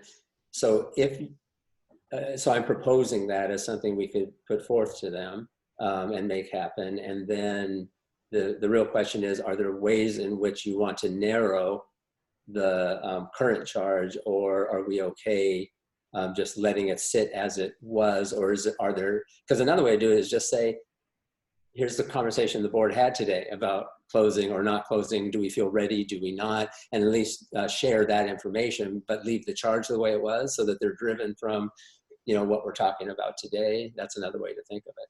But if there's anything you could decide now that, there's a little bit of change, how about tweaking this or tweaking that? I think we could probably make a couple meetings happen and put out a schedule that gets us done by end of September. There's- Do you think that's doable? There seems to be some reluctance to name number of schools to close, so maybe I think we need to change the charge a little bit more. But maybe, as you said, Craig, we change that charge to be a dollar amount. Maybe we say, save us $5 to $8 million, and then the school closure becomes a part of their discussion, but not a mandate from us. I mean, I don't think they can save $5 to $8 million without closing schools. So I think that's definitely going to come in as a part of their discussion. So I think the original charge was to make the best use of facilities, and certainly there's a side around revenue savings. I think there's also a side around potential revenue gains. Right now we do leases. Are there other things we could do? I'm assuming, Craig, that is going to be part of scope, or Stacy, whoever is running this, that is part of the discussion, or are we primarily looking at cost savings at this point? I think that was on the table, was all of the ways that we can utilize facility to solve that problem. Yeah. Okay. Thank you. And I can bring back a revised timeline to present to you on the May 7th board meeting and look at some different options, dates, what are some possibilities between May and September to get meetings in. We haven't touched base with our CAC committee since March in regards to their availability, but they had all committed that they would do virtual meetings with us if needed. I'd also need to check with our facilitator to make sure he's available, but I can bring together a proposed timeline that you could take a look at. I'm comfortable with Phyllis's suggestion of a dollar amount, if that's more comfortable to my colleagues than naming a number of sites. I mean, I would be ready to set a range of sites at 3 to 6, but I'm also comfortable with a 5 to 8, 5 to 9, 6 to 9 kind of range, only because I think we need to make a substantial dent on that deficit that we are facing with some amount of immediacy. I think I am really worried that if we don't get out in front of some of this very quickly, that it is going to put us into a situation that is catastrophic. So I guess I'm feeling the pressure of that, and trying to look out long term on not just the students that we have right now, right? We have to ensure that we are going to be able to continue to educate students in the years to come. So I'm comfortable with either a dollar range or a number of sites range, but I would like to see us come to some sort of clearer direction that we can give. Sorry, Lori. So with the number range, I just want to make sure, because I think I've had this conversation with Dr. Baker before about, because the budget advisory committee is the one that we kind of give that number range to, right? So just wanting to make clear that the CAC is very much focused on facility usage. So I guess I'm just wondering how that, like, if we give them a number, I don't know, I'm just thinking out loud right now. Like, is that a little bit going into the budget advisory, like, playing the role of the budget advisory committee? No, not really. we'll still be parallel working with the BAC. And we said we would have kind of a back and forth, but the CAC was conceived of as bridging a budgetary problem with an enrollment balancing problem, and that's what the charge was for them. And so to Jerry's point, I think we did set it up where, for example, it could be through new ideas around how we use the properties could generate a bunch of funding that is fine for CAC to do. And I think we kind of assumed there'd be some of that along with potential closures on the table for them to be discussing. And it could be some combination of all of that stuff, which is why I think it's okay to just give a range and allow for that creativity. And I do think that the other thing, just to clarify, is that the members of that committee agreed to do a certain charge. And so if we change it too much, we're kind of back to the drawing board a little bit, right? Because we went through a whole process and had, Min do his stuff with them and all that. And so there is something about staying the course reasonably, and we always said we would give a charge that included a targeted dollar amount. So that has been stated before. And so if we could just do that in a way that feels right to you all around what are we targeting for a number, I think we could just, and then shorten the timeline to get this done so that we can still do it as close to September, October timeframe as possible. I think we can do all that. So for me, numbers are meaningless without context, right? Otherwise, it's just, so you said earlier, 30 is not what we're looking for. I agree.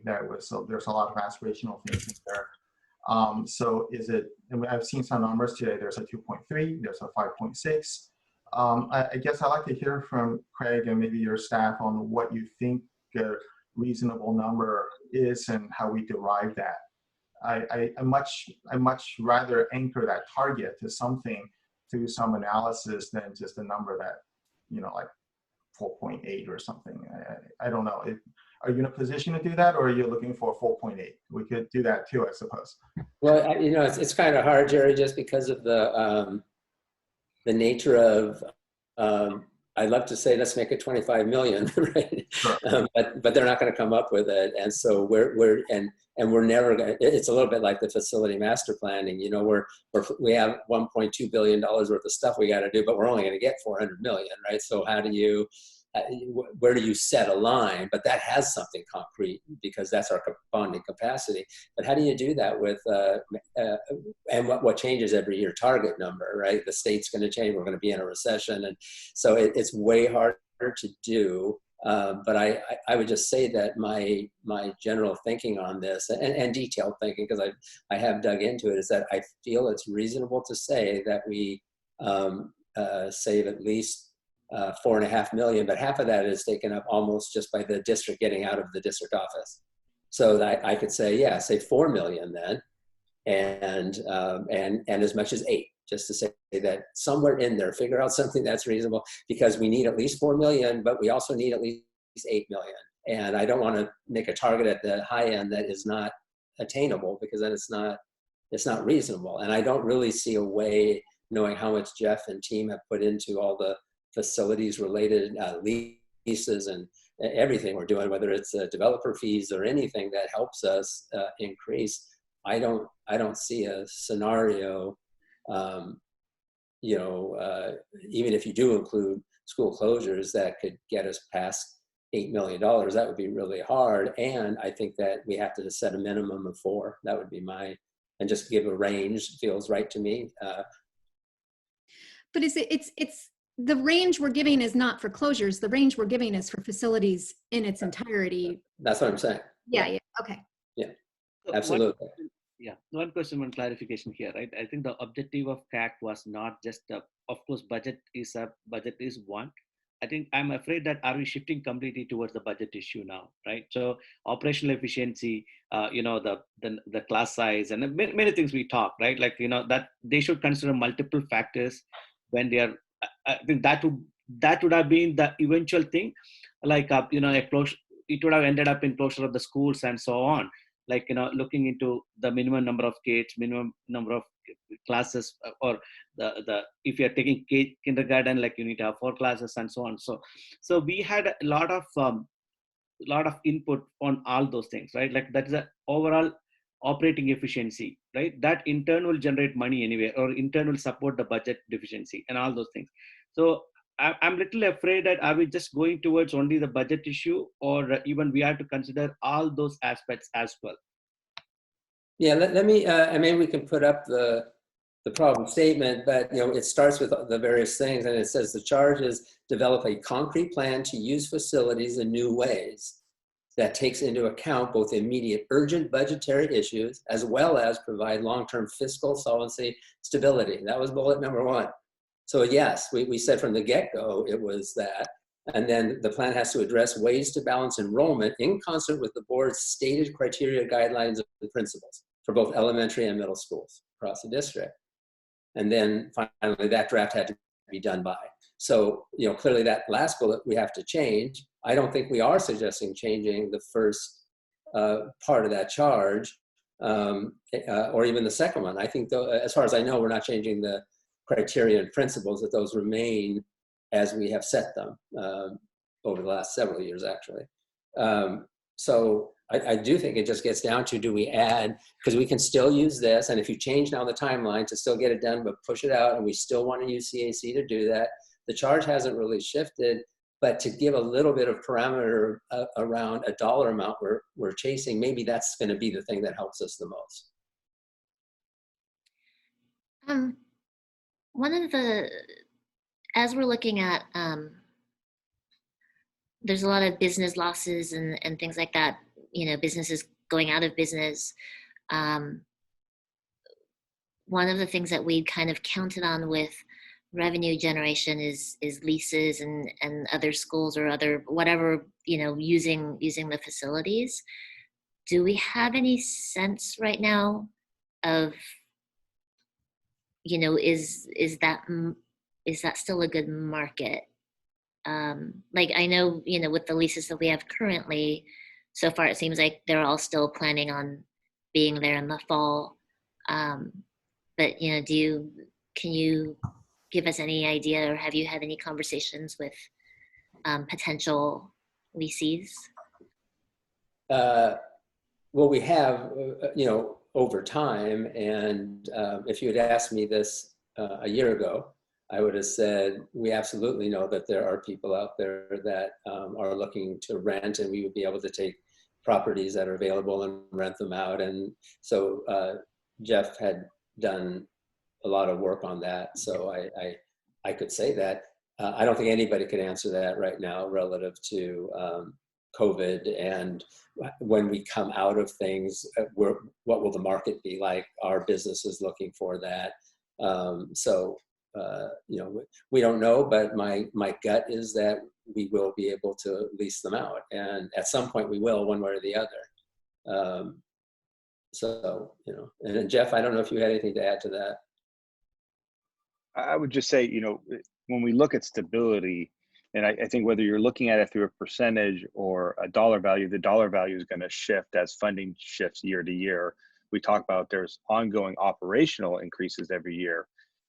And then there's a counter of, is there any new money or any lowering of money that comes from the state? Certainly we always hope for increase to help offset it, but we don't know if that's true. What I would say is, for the leases side of it, we know that there's an instant savings of $500,000. We know that to be true just based on operational costs. How much we go and rent a potential site out for, that's something where we would go through a bidding process. We would certainly look to secure the strongest partner, vendor, leasee that we possibly could, and we would be able to go at a market rate based on if we increase our facility rates. And so I think that's something that is a target that we've all talked about to have. But I think it goes back to long-term stability. And remember that 30 million represents that long-term stability of the district and working towards it. So as Jerry was talking about, that percentage of closing a school being up to 5%, that's just based on the conditions today. What we know we have is a $500,000 worth of savings just instantly on something we can control. How that rolls out to what we would get through a lease, that's something we would have to go out to bid for and get a firm number there.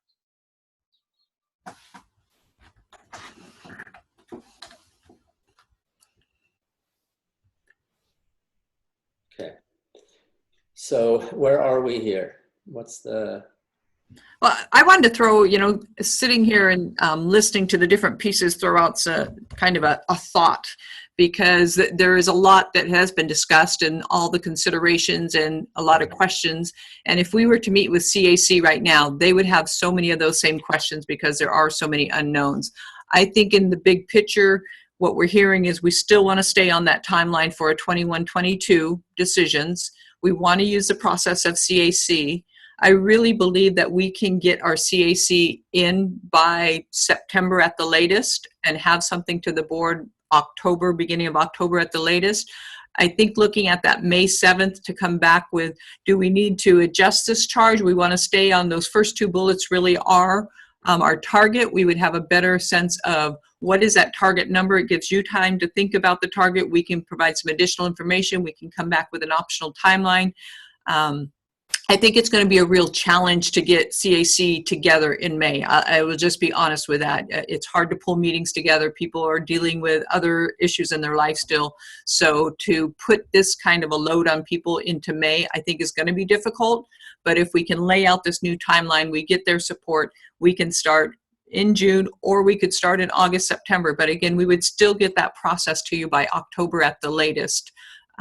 That would be my recommendation, because there are a lot of questions. I think that if we meet with CAC right now, they're going to have those same type of questions, where if we have the month of May, we'll know a little bit more what we're even going to look like when we open school in the fall. That's an unknown here as we're talking about facilities. We don't even know what we're going to look like in the fall. And to Jerry's point, we are going to get through COVID and it is going to go away and we're going to be back to whatever normal is. It is an impact on us, but it's not going to be an impact on us for 10 years, some of these costs.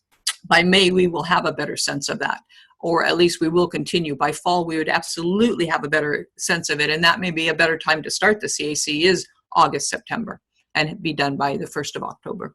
So Stacy, just to clarify, and that all sounds great to me, but you're saying that from now until the end of this school year still to work with the board on tweaking the charge, et cetera, and thinking this through a little bit more, but still start the committee and end it, do a quick 2-month period of time or whatever, August, September-ish or whatever, and have something by October, but still take a look in May at where are we on budget and everything, and what do we believe, but come up with a number, maybe by that time, so that we can start the meeting with that being added to the charge?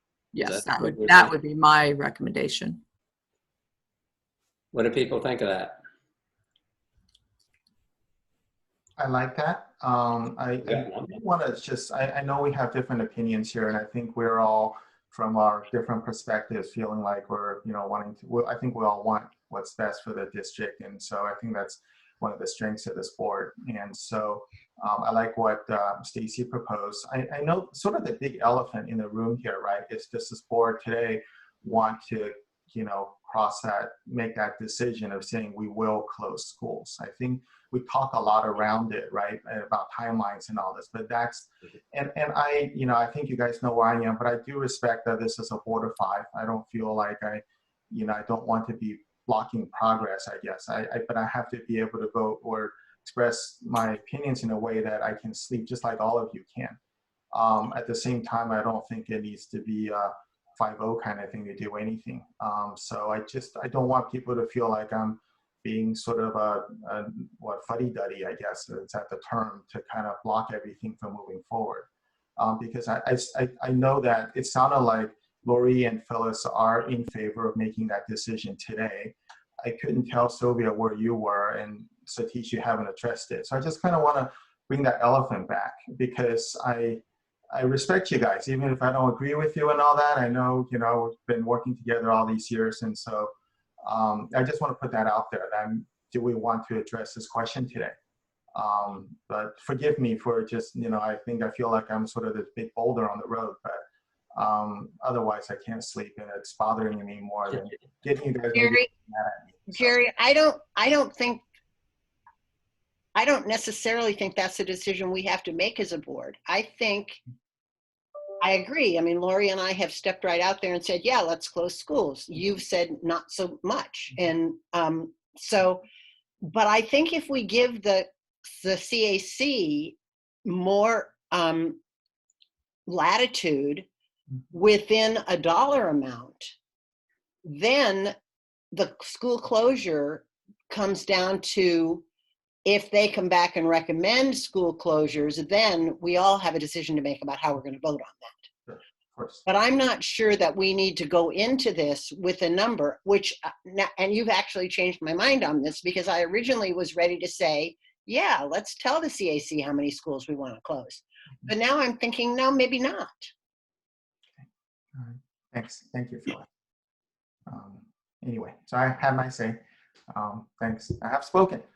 I'm going to let Satish get in and I'll respond as well. Go ahead. Yeah, I will not take much. I think I spoke, not that I think I was the first person who spoke about this. So I have clarity also what I was trying to say, right? So only thing is that I think a little bit, we also agreed that we do not want to over influence CAC anyway, right? When we thought, I know the things have changed now. I think let's not over influence. We can influence, but let's not over influence. Like we can have an agenda, what they are supposed to be bringing in, but let's not give them the instruction 1, 2, 3, 4, 5, right? Rather than, I think that's why we have an objective. Objective can be made it very clear and very precise, not an issue, instead of a little bit of broad or vague. I don't have a problem, but let's not be spoon feeding, saying that this many schools or this much of money or that kind of thing. Then we are just passing the thing to them. And I thought that there was a clear reason why we went to CAC also, to give a bit of an independent kind of view also to get it. Okay, just last thought. Sylvia, do you want to jump in or you want me to comment? I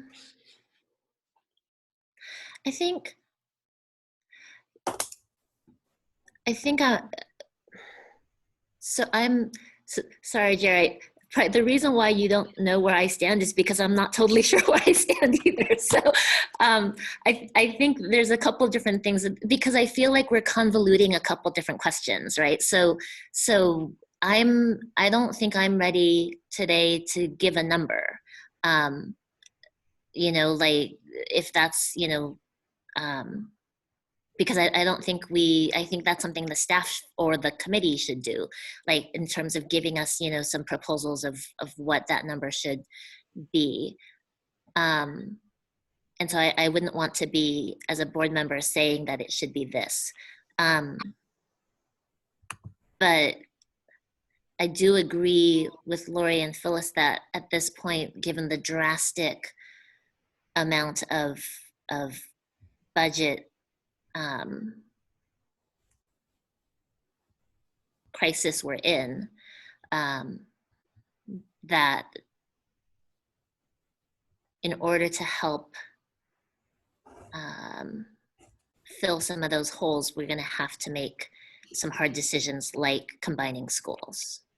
So, yeah. So but I don't think that's the question we're that's not really the question we're asking, right? Like, we're not saying, it's not like we're doing a vote today or right now about closing a school. It's about deciding, whether or not we want to.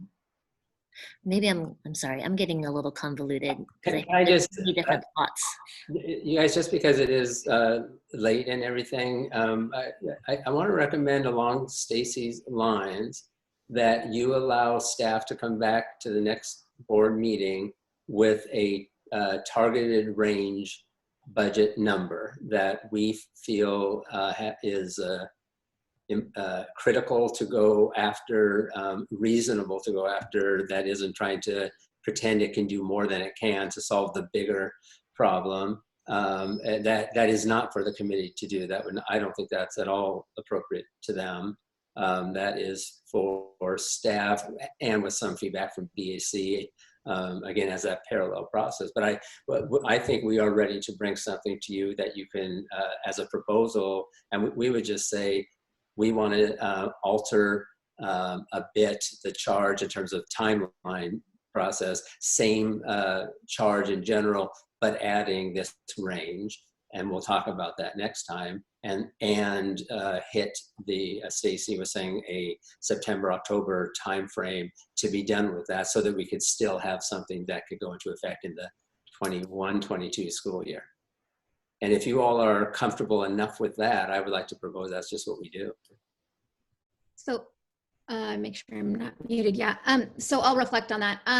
So I like a lot of what you're saying there. I like Stacy's proposal to bring back, and your sort of combination to bring back some more information next time to look at potentially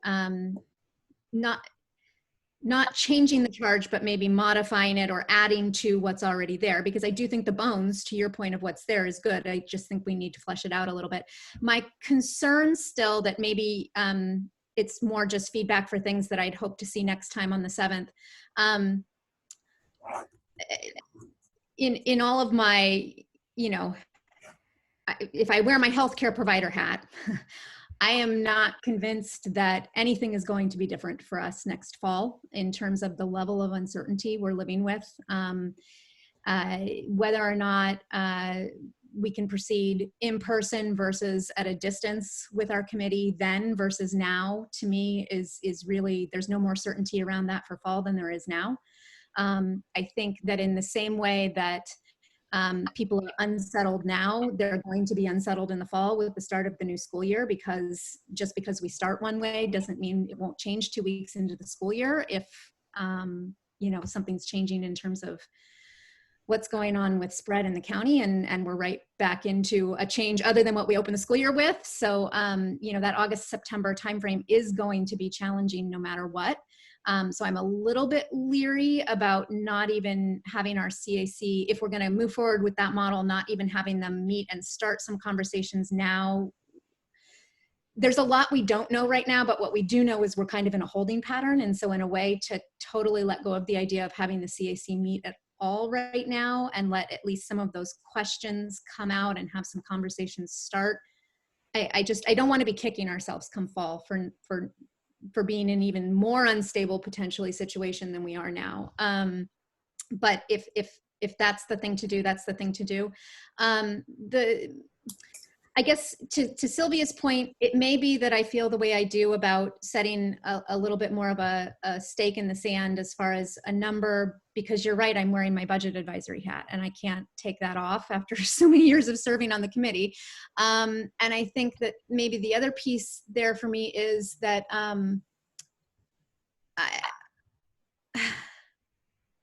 I still struggle with the timeline from the standpoint of how much we're asking the CAC to do. And I think that goes to your convoluting point, Sylvia, in terms of I'm still not entirely clear that the charge we've given to date has really addressed fully that we need both, right? We need the committee to help us with a decision on either meeting a number, closing schools, whatever it is. We also need them to work through the process of which and how and the criterion by which they're deciding that and making a recommendation to us for us to consider and to weigh whether or not we feel like there's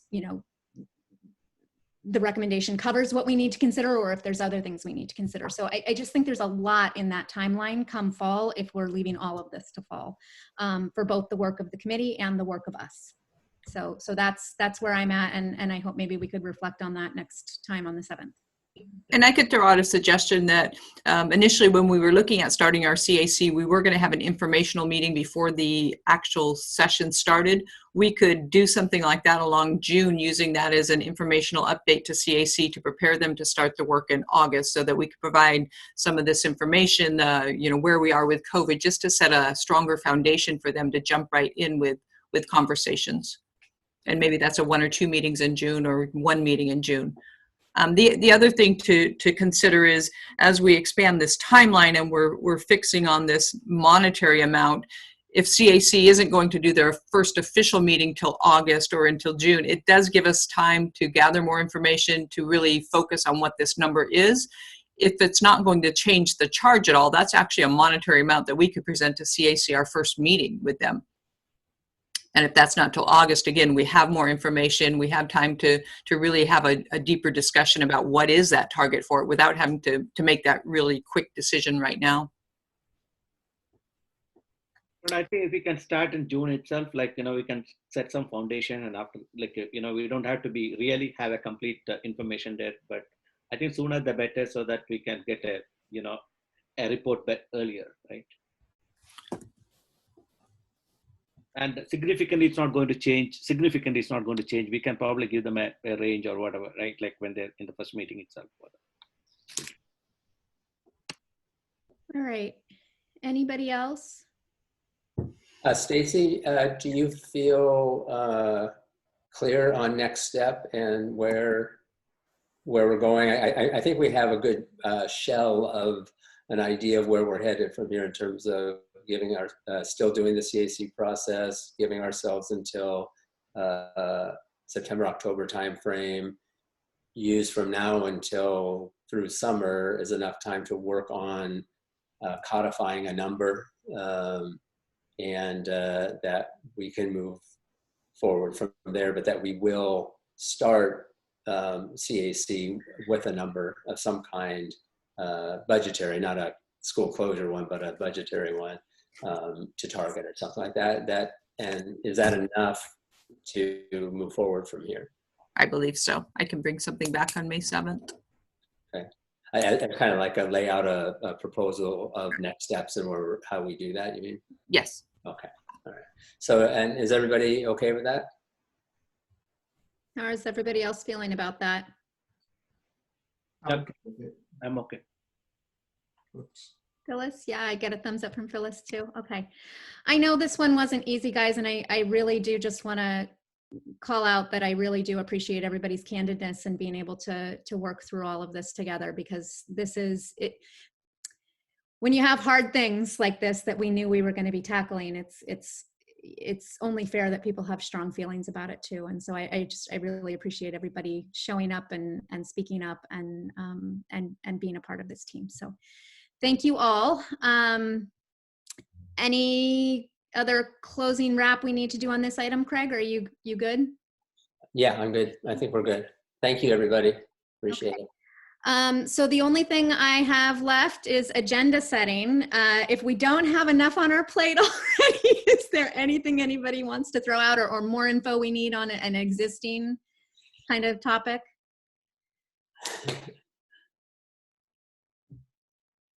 All right. Can I just say, the more we tackle these really hard decisions, the more appreciation I have for the four of you. Thank you. Agreed, Phyllis. Yeah. Anybody else? All right. So with that, before we officially close, I just do want to acknowledge with heartfelt appreciation again, Craig, and that we wish you the very best. And we know that there's more conversations to be had about next steps. But as challenging as this is for all of us, I think we are all wishing you nothing but the best in your retirement. It's well-deserved after a long and distinguished career. So Thank you.